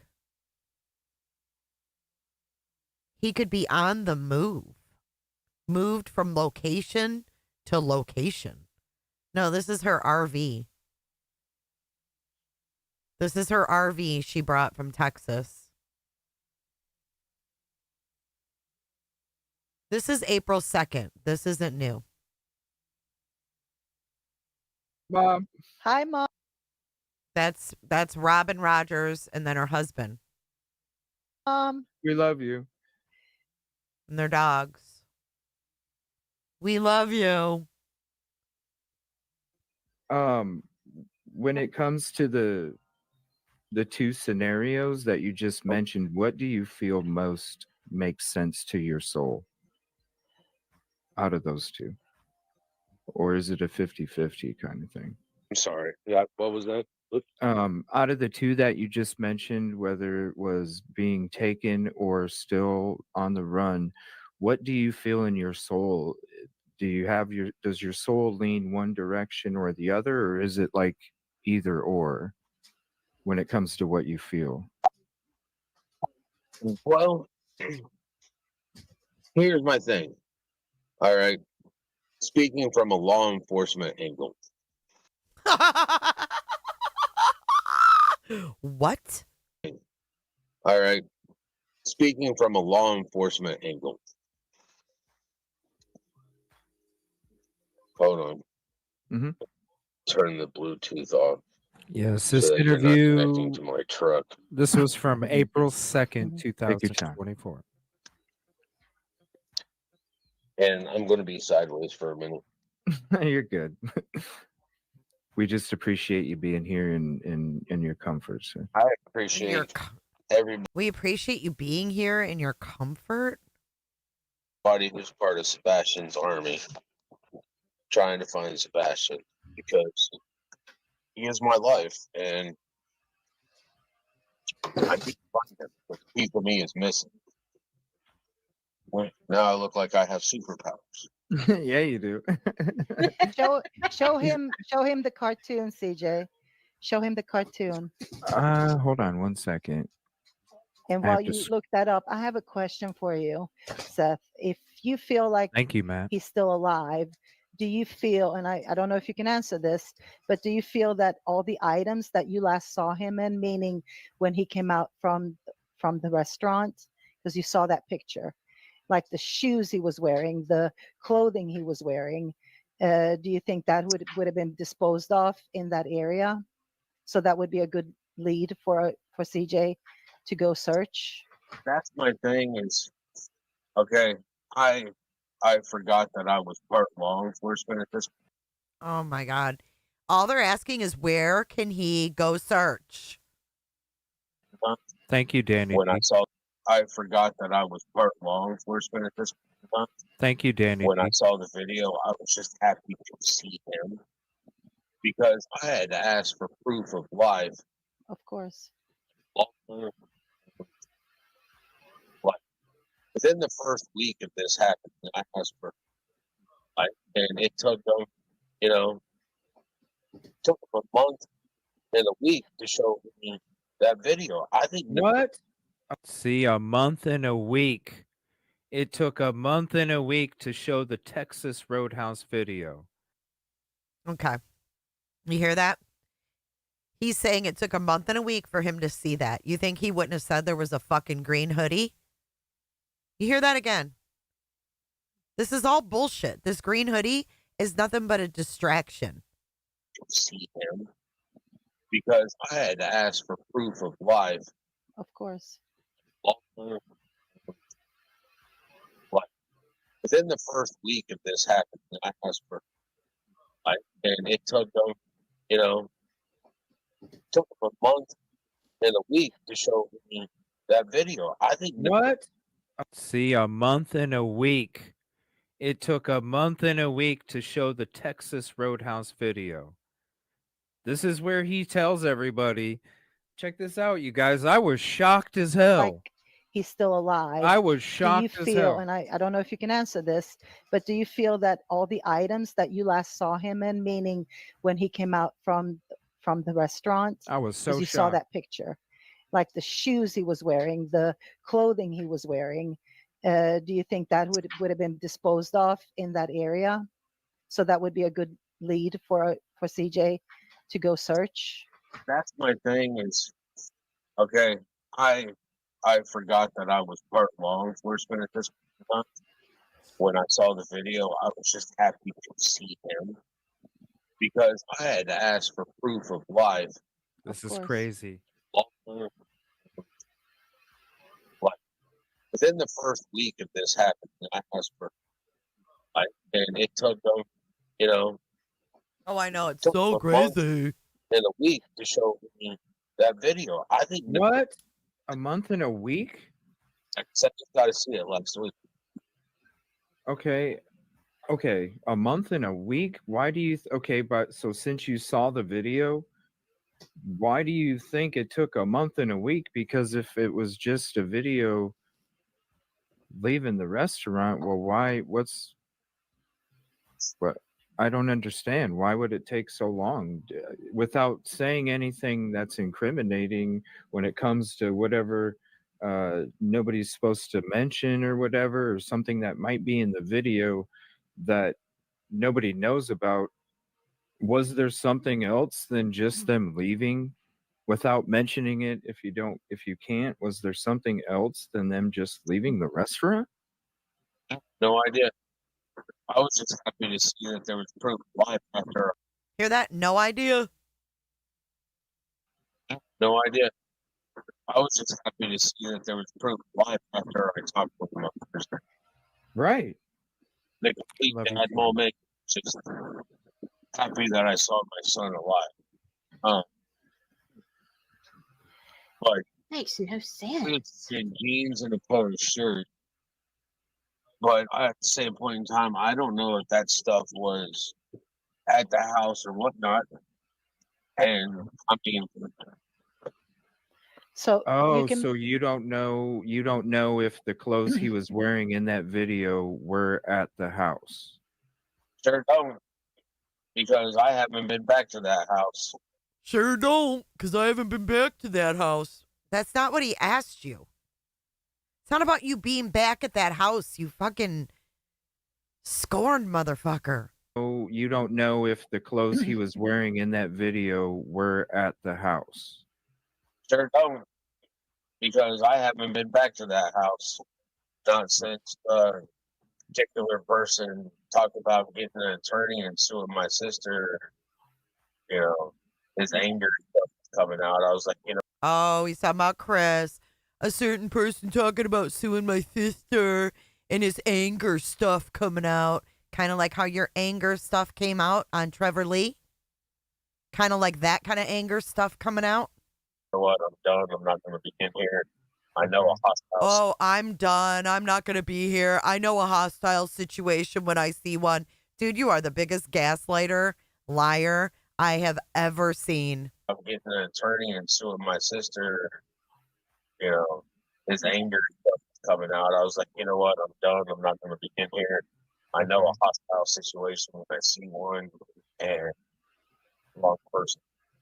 What about the shoe? Give me 1 second, Golf. What about the shoes? Was the shoes that was in the video at the house? Heck, shoes. I'm sorry, what? I did the same kind of shoes. Now he didn't see any shoes of any kind. Did you hear it? He just told us he saw all the fucking shoes. Now he just said, I didn't look at CJ's like, what the fuck? Look at that woman. She's like, what the fuck? They're all flung. Because he just got done telling us that he saw all of them and he said, take those ones off and put these ones on. Flung. The shoes that was in the video at the house? Heck, shoes. I'm sorry, what? I didn't see what kind of shoes. Oh, never mind. I take that back. I didn't see what kind of shoes he was wearing. I take that back. I take that back. I was wrong. Okay, I just saw him, and I remember that he was wearing jeans and a shirt. Jeans and a shirt. Was it, you said blue jeans, correct? So CJ knows what to look for. Seth? Yeah. Yeah. You said blue jeans, correct? Yeah. And like, what is it, like a black shirt or a blue shirt or? I want to say it was like a light blue shirt. Okay, light blue shirt. Okay. You know, I don't think it was a T-shirt because I only saw the back of it until he got into the vehicle. Don't you think a green hoodie would have come out on April 2nd when he did this? He did this live? Okay. The camera shows his backside. Oh, okay. So he opens the door and gets in. And Was so there anybody else? Yes. Did he sit in the front seat, Seth, when he sat in the car? Did you see that? By any chance? Yeah, he was in the front seat. So were you shown any other proof of life, meaning when they got back home to the house, was there any video that you can talk about where you can see two people, two people, meaning Listen he close. was in the front seat? Have you seen anything like that? Were you shown anything like that? Nope. Was there somebody else that was walking by them that might have been with the party that was maybe didn't get in the vehicle but was parked or leaving with them or split up? No. All I could see was the camera shows right there at the front, like the fact that they got a parking spot right there at the front of the door. That's, you know. They were parked right at the fucking front of the door. It could have been anyone walking in and out of that restaurant if it was. He just admitted there was nothing weird in that video. Do you hear me? All this green hoodie shit are distractions. Distractions. Camera shows right there at the front, like the fact that they got a parking spot right there at the front of the door. That's, you know. Can I ask a question, CJ? Yeah, go ahead. Seth, being that everybody said that Sebastian was not prone to wander, what, in your opinion, would make Seth or motivate him to leave at night? What the fuck is this? What is this? Oh my God. What are those things around him? Oh my God. What? Who made this? Oh, and then this girl accidentally calls Seth or calls Sebastian Seth. And listen. Okay, Nash, thanks. Well, I'm Seth and Sebastian. Sebastian, I'm sorry. I'm sorry. Oh, that's fine. You're not the only one. Everybody gets me and him. They get our names used all the time. It's fine. It's, I mean, I'm used to it. I named him. He's my baby.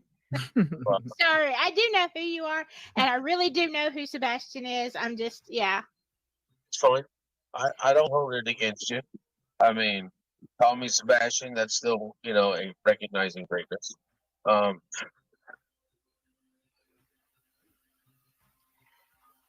don't know, because he's never been one to elope. He's never been one to leave, and just there's too much stuff that doesn't make sense about this. Got that right. Yeah. So when you said earlier in one of the interviews that we were watching on Nancy Grace that the only time he would walk outside without his shoes was to take the garbage out. Um, do you think he would take off like without shoes? And if so, why do you think he would take off without shoes?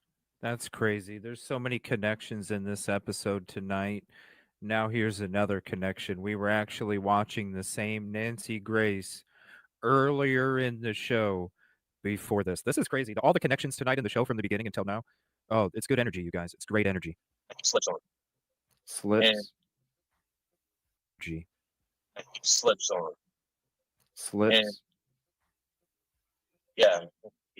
And normally, my trash can. Without shoes? And if so, why do you think he would take off without shoes?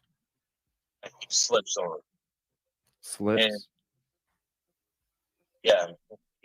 And normally, my trash can's in the grass now. Mhm. Because I bought a motorcycle, so I don't have it in front of my garage anymore. I bought a motorcycle. What? When did he buy a motorcycle? Did y'all know he had a motorcycle? This is April 2nd before Tony ever came on. Did y'all know he had a motorcycle? Because remember they were saying, oh, he was going to rent one? The fuck? Y'all knew that? Oh, I didn't know he had a fucking motorcycle. My trash can's in the grass now. Mhm. Because I bought a motorcycle, so I don't have it in front of my garage anymore. It's in the yard. But he wouldn't wear his shoes when he walked out. He was on the concrete. Okay. And I was just gonna throw the trash away. But he's got a pair of slip-ons that he wears now to go out there because he doesn't like to get dirty. I mean, even when I take fishing, I'm the one that has to bait the hook, and he catches the fish. I'm the one that has to take it off because it's kind of slimy and stuff like that. Do you I'm the one that has to bait. Oh my God. My mind went somewhere it should not have fucking went. And my mind should not have just went where it went. did you see a pair of slips at his mom's, and would he have a pair of slips at his mom's? I spoke to TBI. The house shoes are there. Sorry, did you say the house shoes were there? Yeah. Okay. Okay. So can I go I- back to one more question? We didn't know if we needed to be looking for a pair of house shoes or something. Mm-hmm. Okay, Seth, I have a question. I'm going back because I know there's cameras in the area, Seth.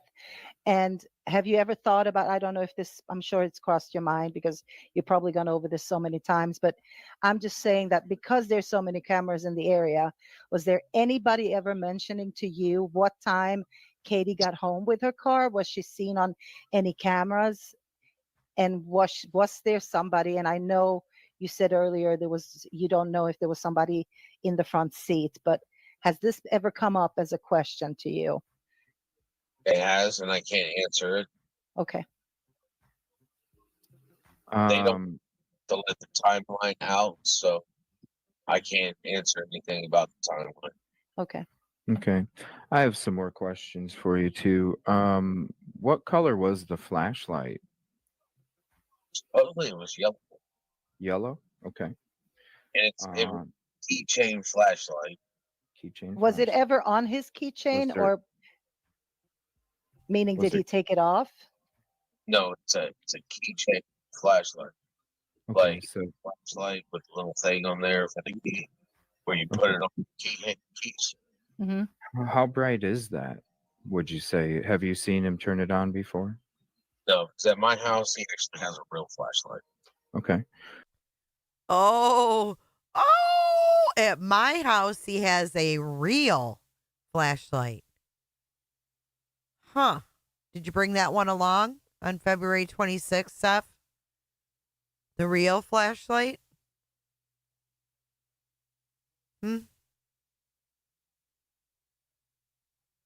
Flashlight video, hashtag ruckus.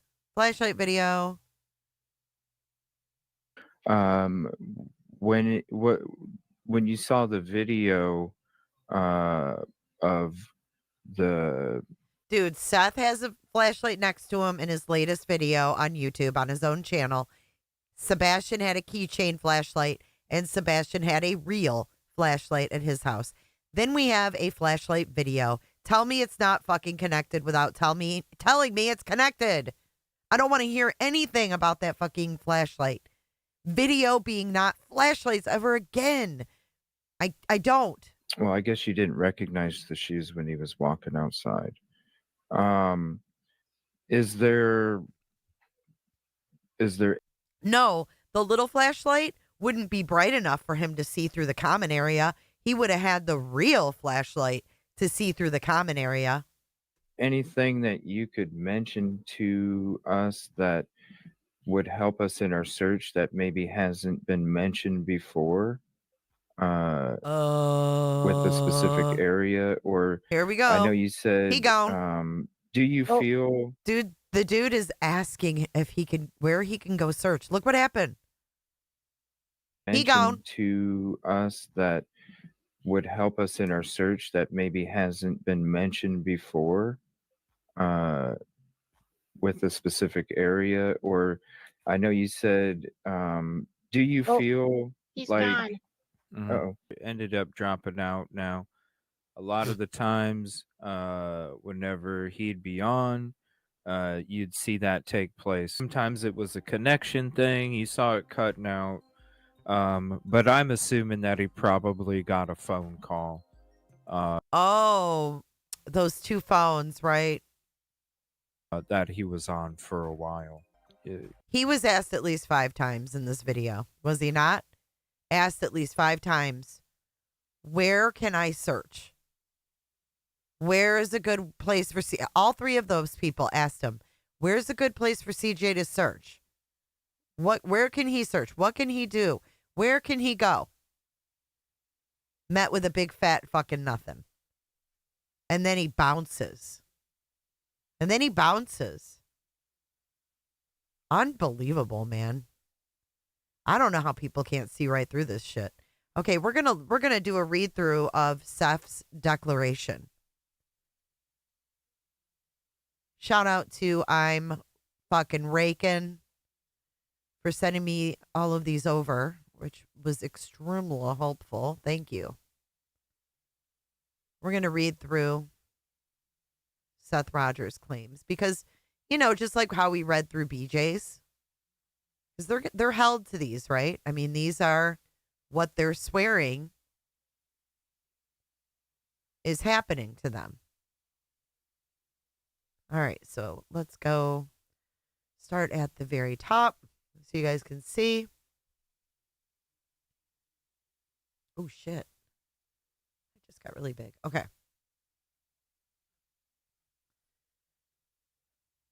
I, Seth Rogers, being duly sworn according to law, hereby depose and affirm the following. I, Seth Rogers, residing at 289 Executive Avenue, Apartment A, Clarksville, declare under penalty of perjury, under the laws of the Commonwealth of Pennsylvania, that the foregoing is true and correct to the best of my knowledge and belief. I am Seth Rogers, the biological father of Sebastian Wayne Drake Rogers. From the very beginning, I've been certain in my gut that my ex-wife, Kate Proudfoot, and her husband, Chris Proudfoot, are involved in the disappearance of my son, Sebastian. Chris asked me to, quote, get our stories straight about Sebastian, implying that he wanted me to lie. Was that really what he was implying, or do we now know that there's a lot more to Sebastian and Sebastian's issues than we originally thought? His gut. Yeah, great wording. I've been certain in my gut. Deep down in my gut. When I refused, they both cut off communication with me. So he's claiming that they cut off communication because he refused to lie for Chris. The narrative setting. They've shown no interest in finding our son, and their behavior only deepens my belief that they're hiding something. Every day that goes by without their help only makes me more certain they know more than they're saying about what happened to Sebastian. For 7 long months, I've been living the nightmare of a missing child. It's something no parent should ever have to face. The pain is unbearable, and it's made even worse by the fact that the very people who should have cared, Kate and Chris, have turned their backs on me. Instead of searching for Sebastian, they've aligned themselves with people more interested in tearing me down than finding my son. I feel like I'm on a tilt-a-whirl. Oops. I feel like I'm being blocked at every turn by the Proudfoots and their group of online creators. The Proudfoots and their group of online creators. I've never spoken to the Proudfoots. What group do they have? You know? What, Barbecue and Granny's, their group? They've spread rumors, attacked me publicly, and worked to discredit me. Feels like a coordinated effort to silence me and shift the blame rather than help find my boy. In the early days of searching for Sebastian, I entered in a relationship with Michaela Cleveland. I was broken and grieving, and she seemed to offer comfort. But her intentions weren't genuine. In early May, while staying at my apartment, Michaela sent confidential CPS reports, documents concerning my son's safety without my knowledge. She later teamed up with Austin Trevor Sweet, a.k.a. T-Rev, and together they used those stolen reports as leverage to control me. To control you? What? Why would those documents be leverage? Hold on.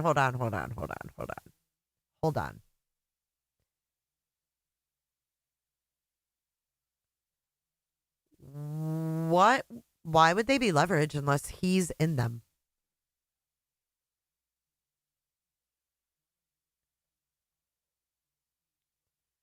Why would they be used as leverage unless he's in them?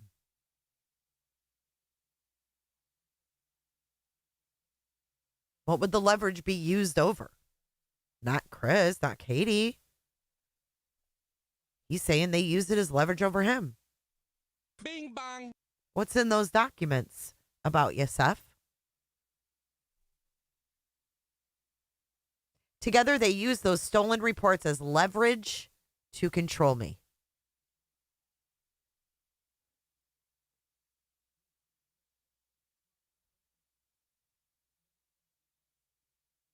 They even threatened to release those private documents publicly. The way Michaela, T-Rev, and their group of creators, people like Barbecue Lady, Granny's Watching, Queen Bee, and JLR, exploited my pain for their gain is nothing short of cruel. So why aren't Michaela and T-Rev? Why is it Granny and Barbecue as the main people when the group of creators is all of these people? Riddle me that.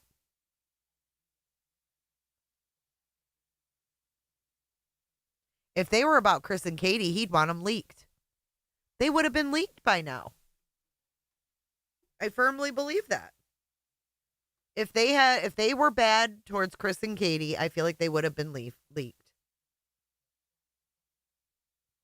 Thank you so much, Nash. I appreciate that.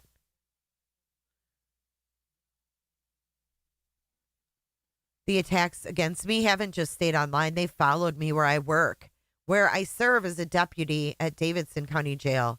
Barbecue Lady, along with others like Granny's Watching, Queen Bee, and Cluminati, have spread rumors that I'm involved in the murder of a child and that I'm a pedophile. These lies have put my life in danger at work. I work in the maximum security section of the jail, and if a word gets out about these false accusations, I know I could be stabbed or killed by inmates. Trude even accused one of my coworkers of being under investigation for time card fraud, trying to stir up trouble in my workplace. These attacks aren't random. They're part of a coordinated effort to ruin my life. and make it impossible for me to do my job safely. I thought you had to go to work to actually work. Exactly. Nope, not today. You read my mind. You read my mind.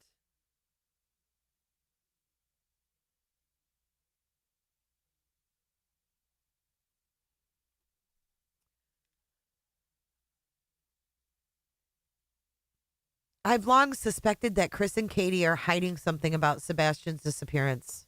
Their refusal to help and their cold behavior only makes me more certain of it. Early on, Stephanie Jo Trude came to me in person, offering to help. But after she met with the Proudfoots, her behavior changed. It's like she switched sides. And her attacks on me and those helping me became much more aggressive. This makes me wonder what exactly was discussed during that meeting. Wouldn't you like to know? Wouldn't you like to know? You probably want to know what they're talking to law enforcement about, too.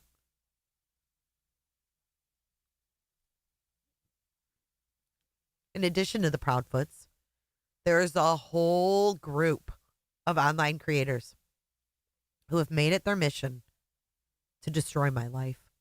People like Ricky Smith, Cluminati, Stephen Fisher, SF Investigates, and Stephen Crabtree have used their platforms to spread lies about me, calling me a, quote, child killer and a, quote, pedophile. These are dangerous accusations, and they've taken a toll on me, both personally and professionally. Stephen Crabtree didn't even have a YouTube channel before my son went missing, as if that matters. He created his channel specifically to capitalize on my tragedy, aligning himself with Cluminati and others in this online group. This gang of creators has turned my pain into their entertainment and profit.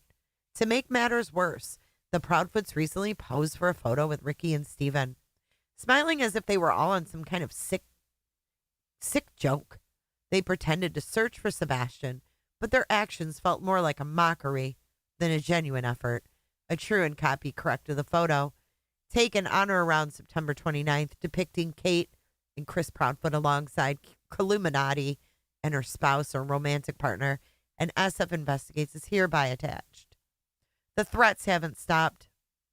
I've been told by people connected to the Proudfoots that there will be consequences for anyone who speaks out against them. Chris even told my ex-wife that if I opened my mouth about what I knew, I won't ever open it again. Was that about Sebastian? Was that about Sebastian when Chris allegedly told Seth?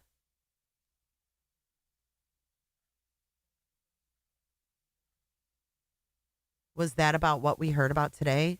About these schools?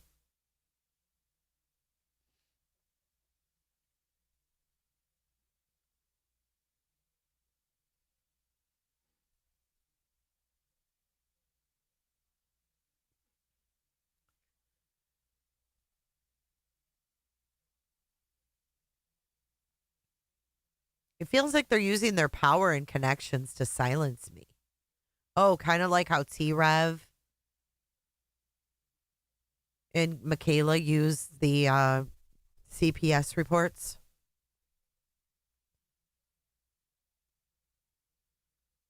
I don't know how much longer I can fight this battle on my own.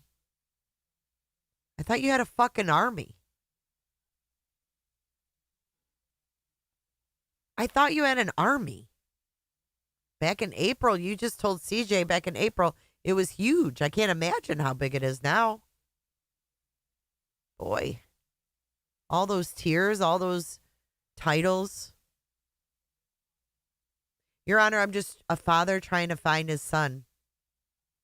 I've been betrayed by people I thought I could trust. And I'm fighting against a coordinated group of individuals who seem more interested in destroying me than helping me find my boy. I don't have the resources or the power that these people do, but I do have a father's love for his son, and that's what keeps me going. Every second that ticks by, my son's life hangs in the balance.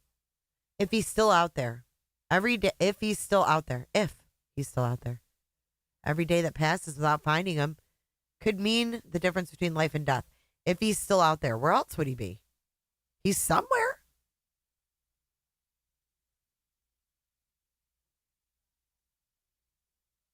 Wow, that's interesting, Shaniqua.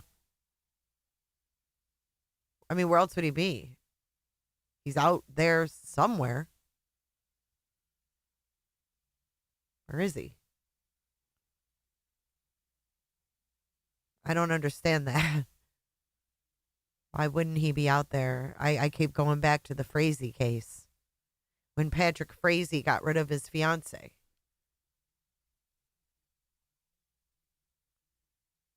Weird. If he's still out there, every day that passes without finding him could mean the difference between life and death.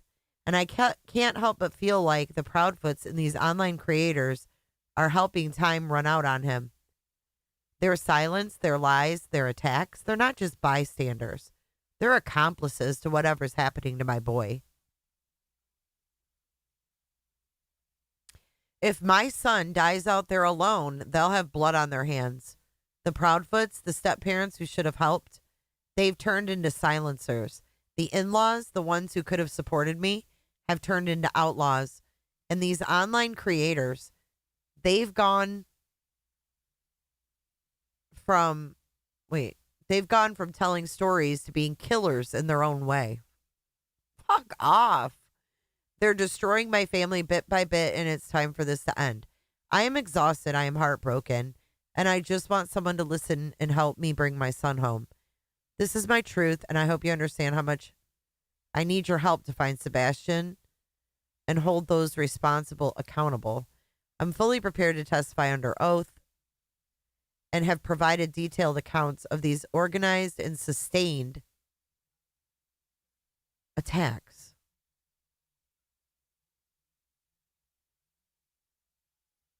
Yeah, he didn't write this.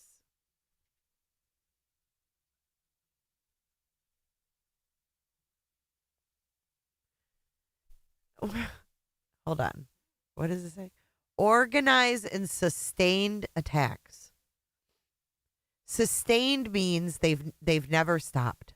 They've just been ongoing. Ongoing. Welcome in, Twisted Isabel. Welcome in.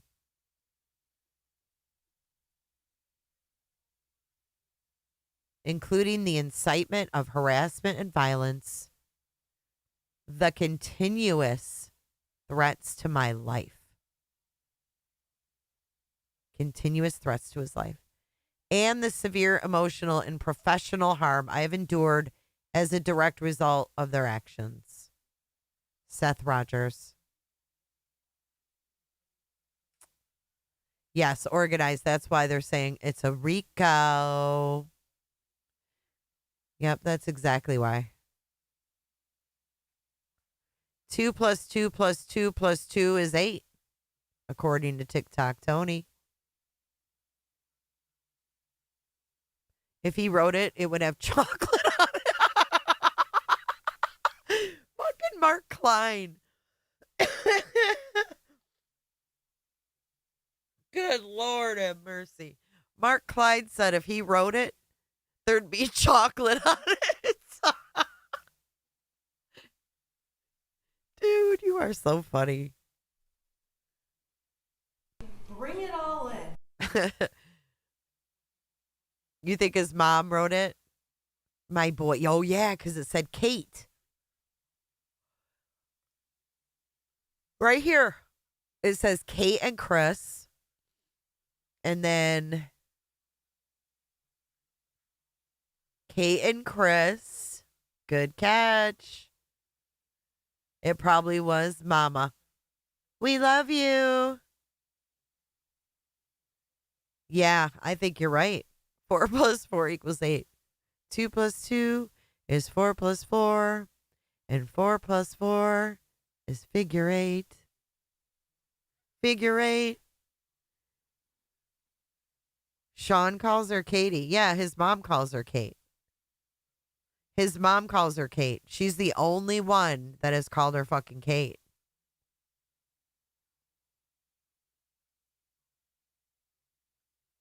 I think you're right. I know Nick calls her Kate, but I think it comes from. I don't think Nick wrote that.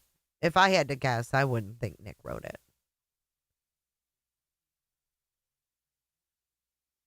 I mean, that's just a guess.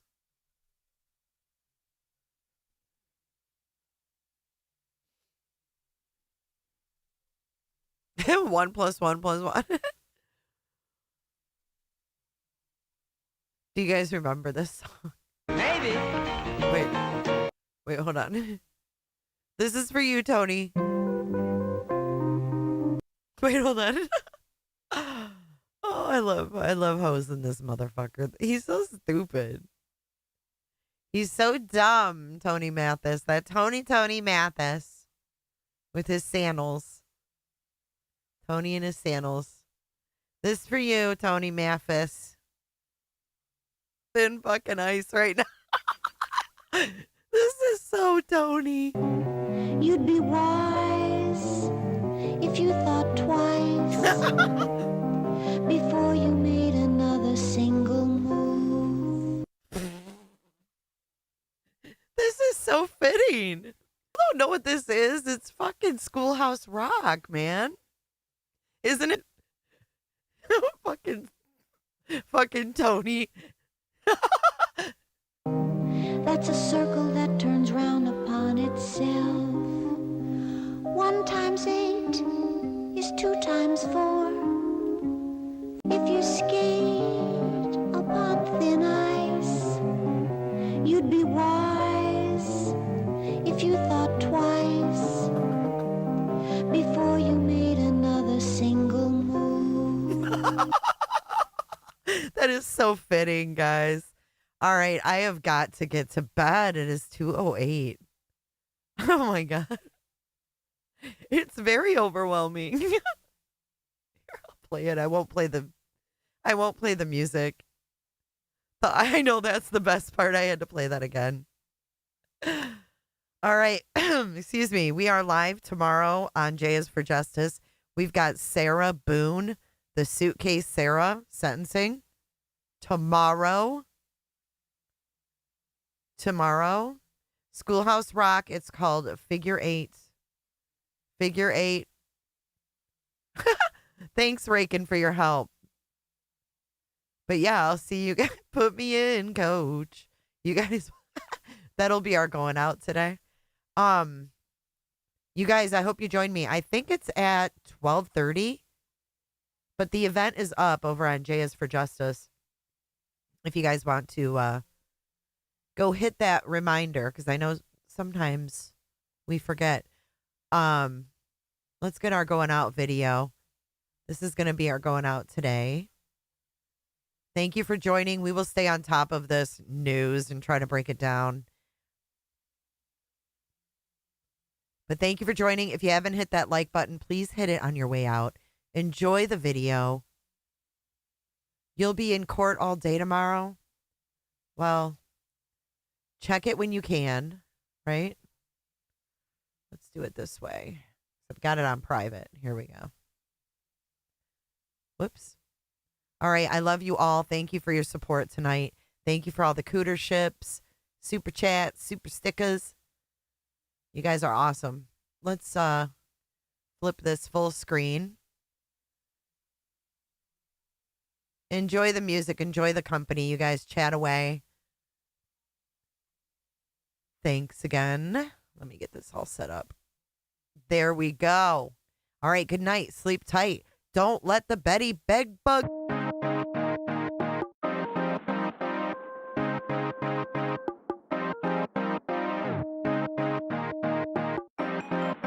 I might go forever, go for eons. Front like you don't be on. Pull up in the Tesla, Elon. When I was a kid, I was a phenom.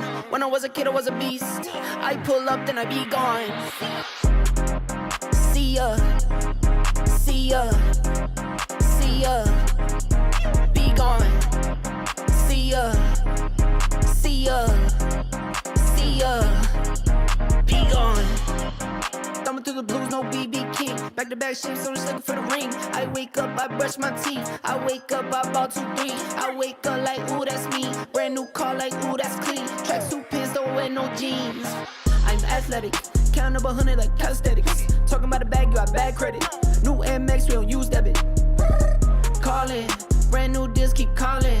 Tell them bring them through, need all them. For a whole kid still ballin'. I just get up and I zoom. I don't need proof on the proof. I be way up in the moon. I'm looking down on you. Hey nigga, I'm proud of you. Stack money a mile or two. I might go forever, go for eons. Front like you're on, you don't be on. Pull up in the Tesla, Elon. When I was a kid, I was a phenom. When I was a kid, I was a beast. I pull up, then I be gone. See ya. See ya. See ya. Be gone. See ya. See ya. See ya. Be gone. I'm on a run and you better know. I'm in the know and you better know. I'm here to stay and you better know. I'm at the table, I never fold. I'm at the table, I'm up again. I'm at the table, I'm here to win. Don't cut correct and don't come again. Please, I just need what I need. I collect for my seeds. Would've thought my name tree.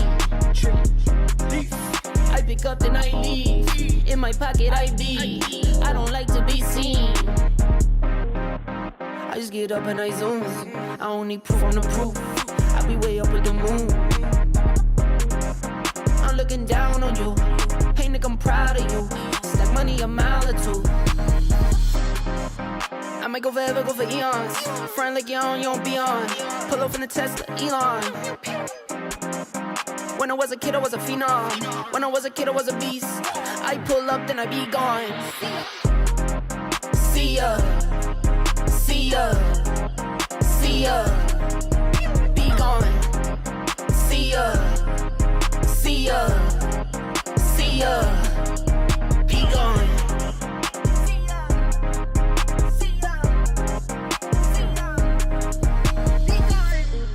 Jennifer loves horses. Hi, Jennifer.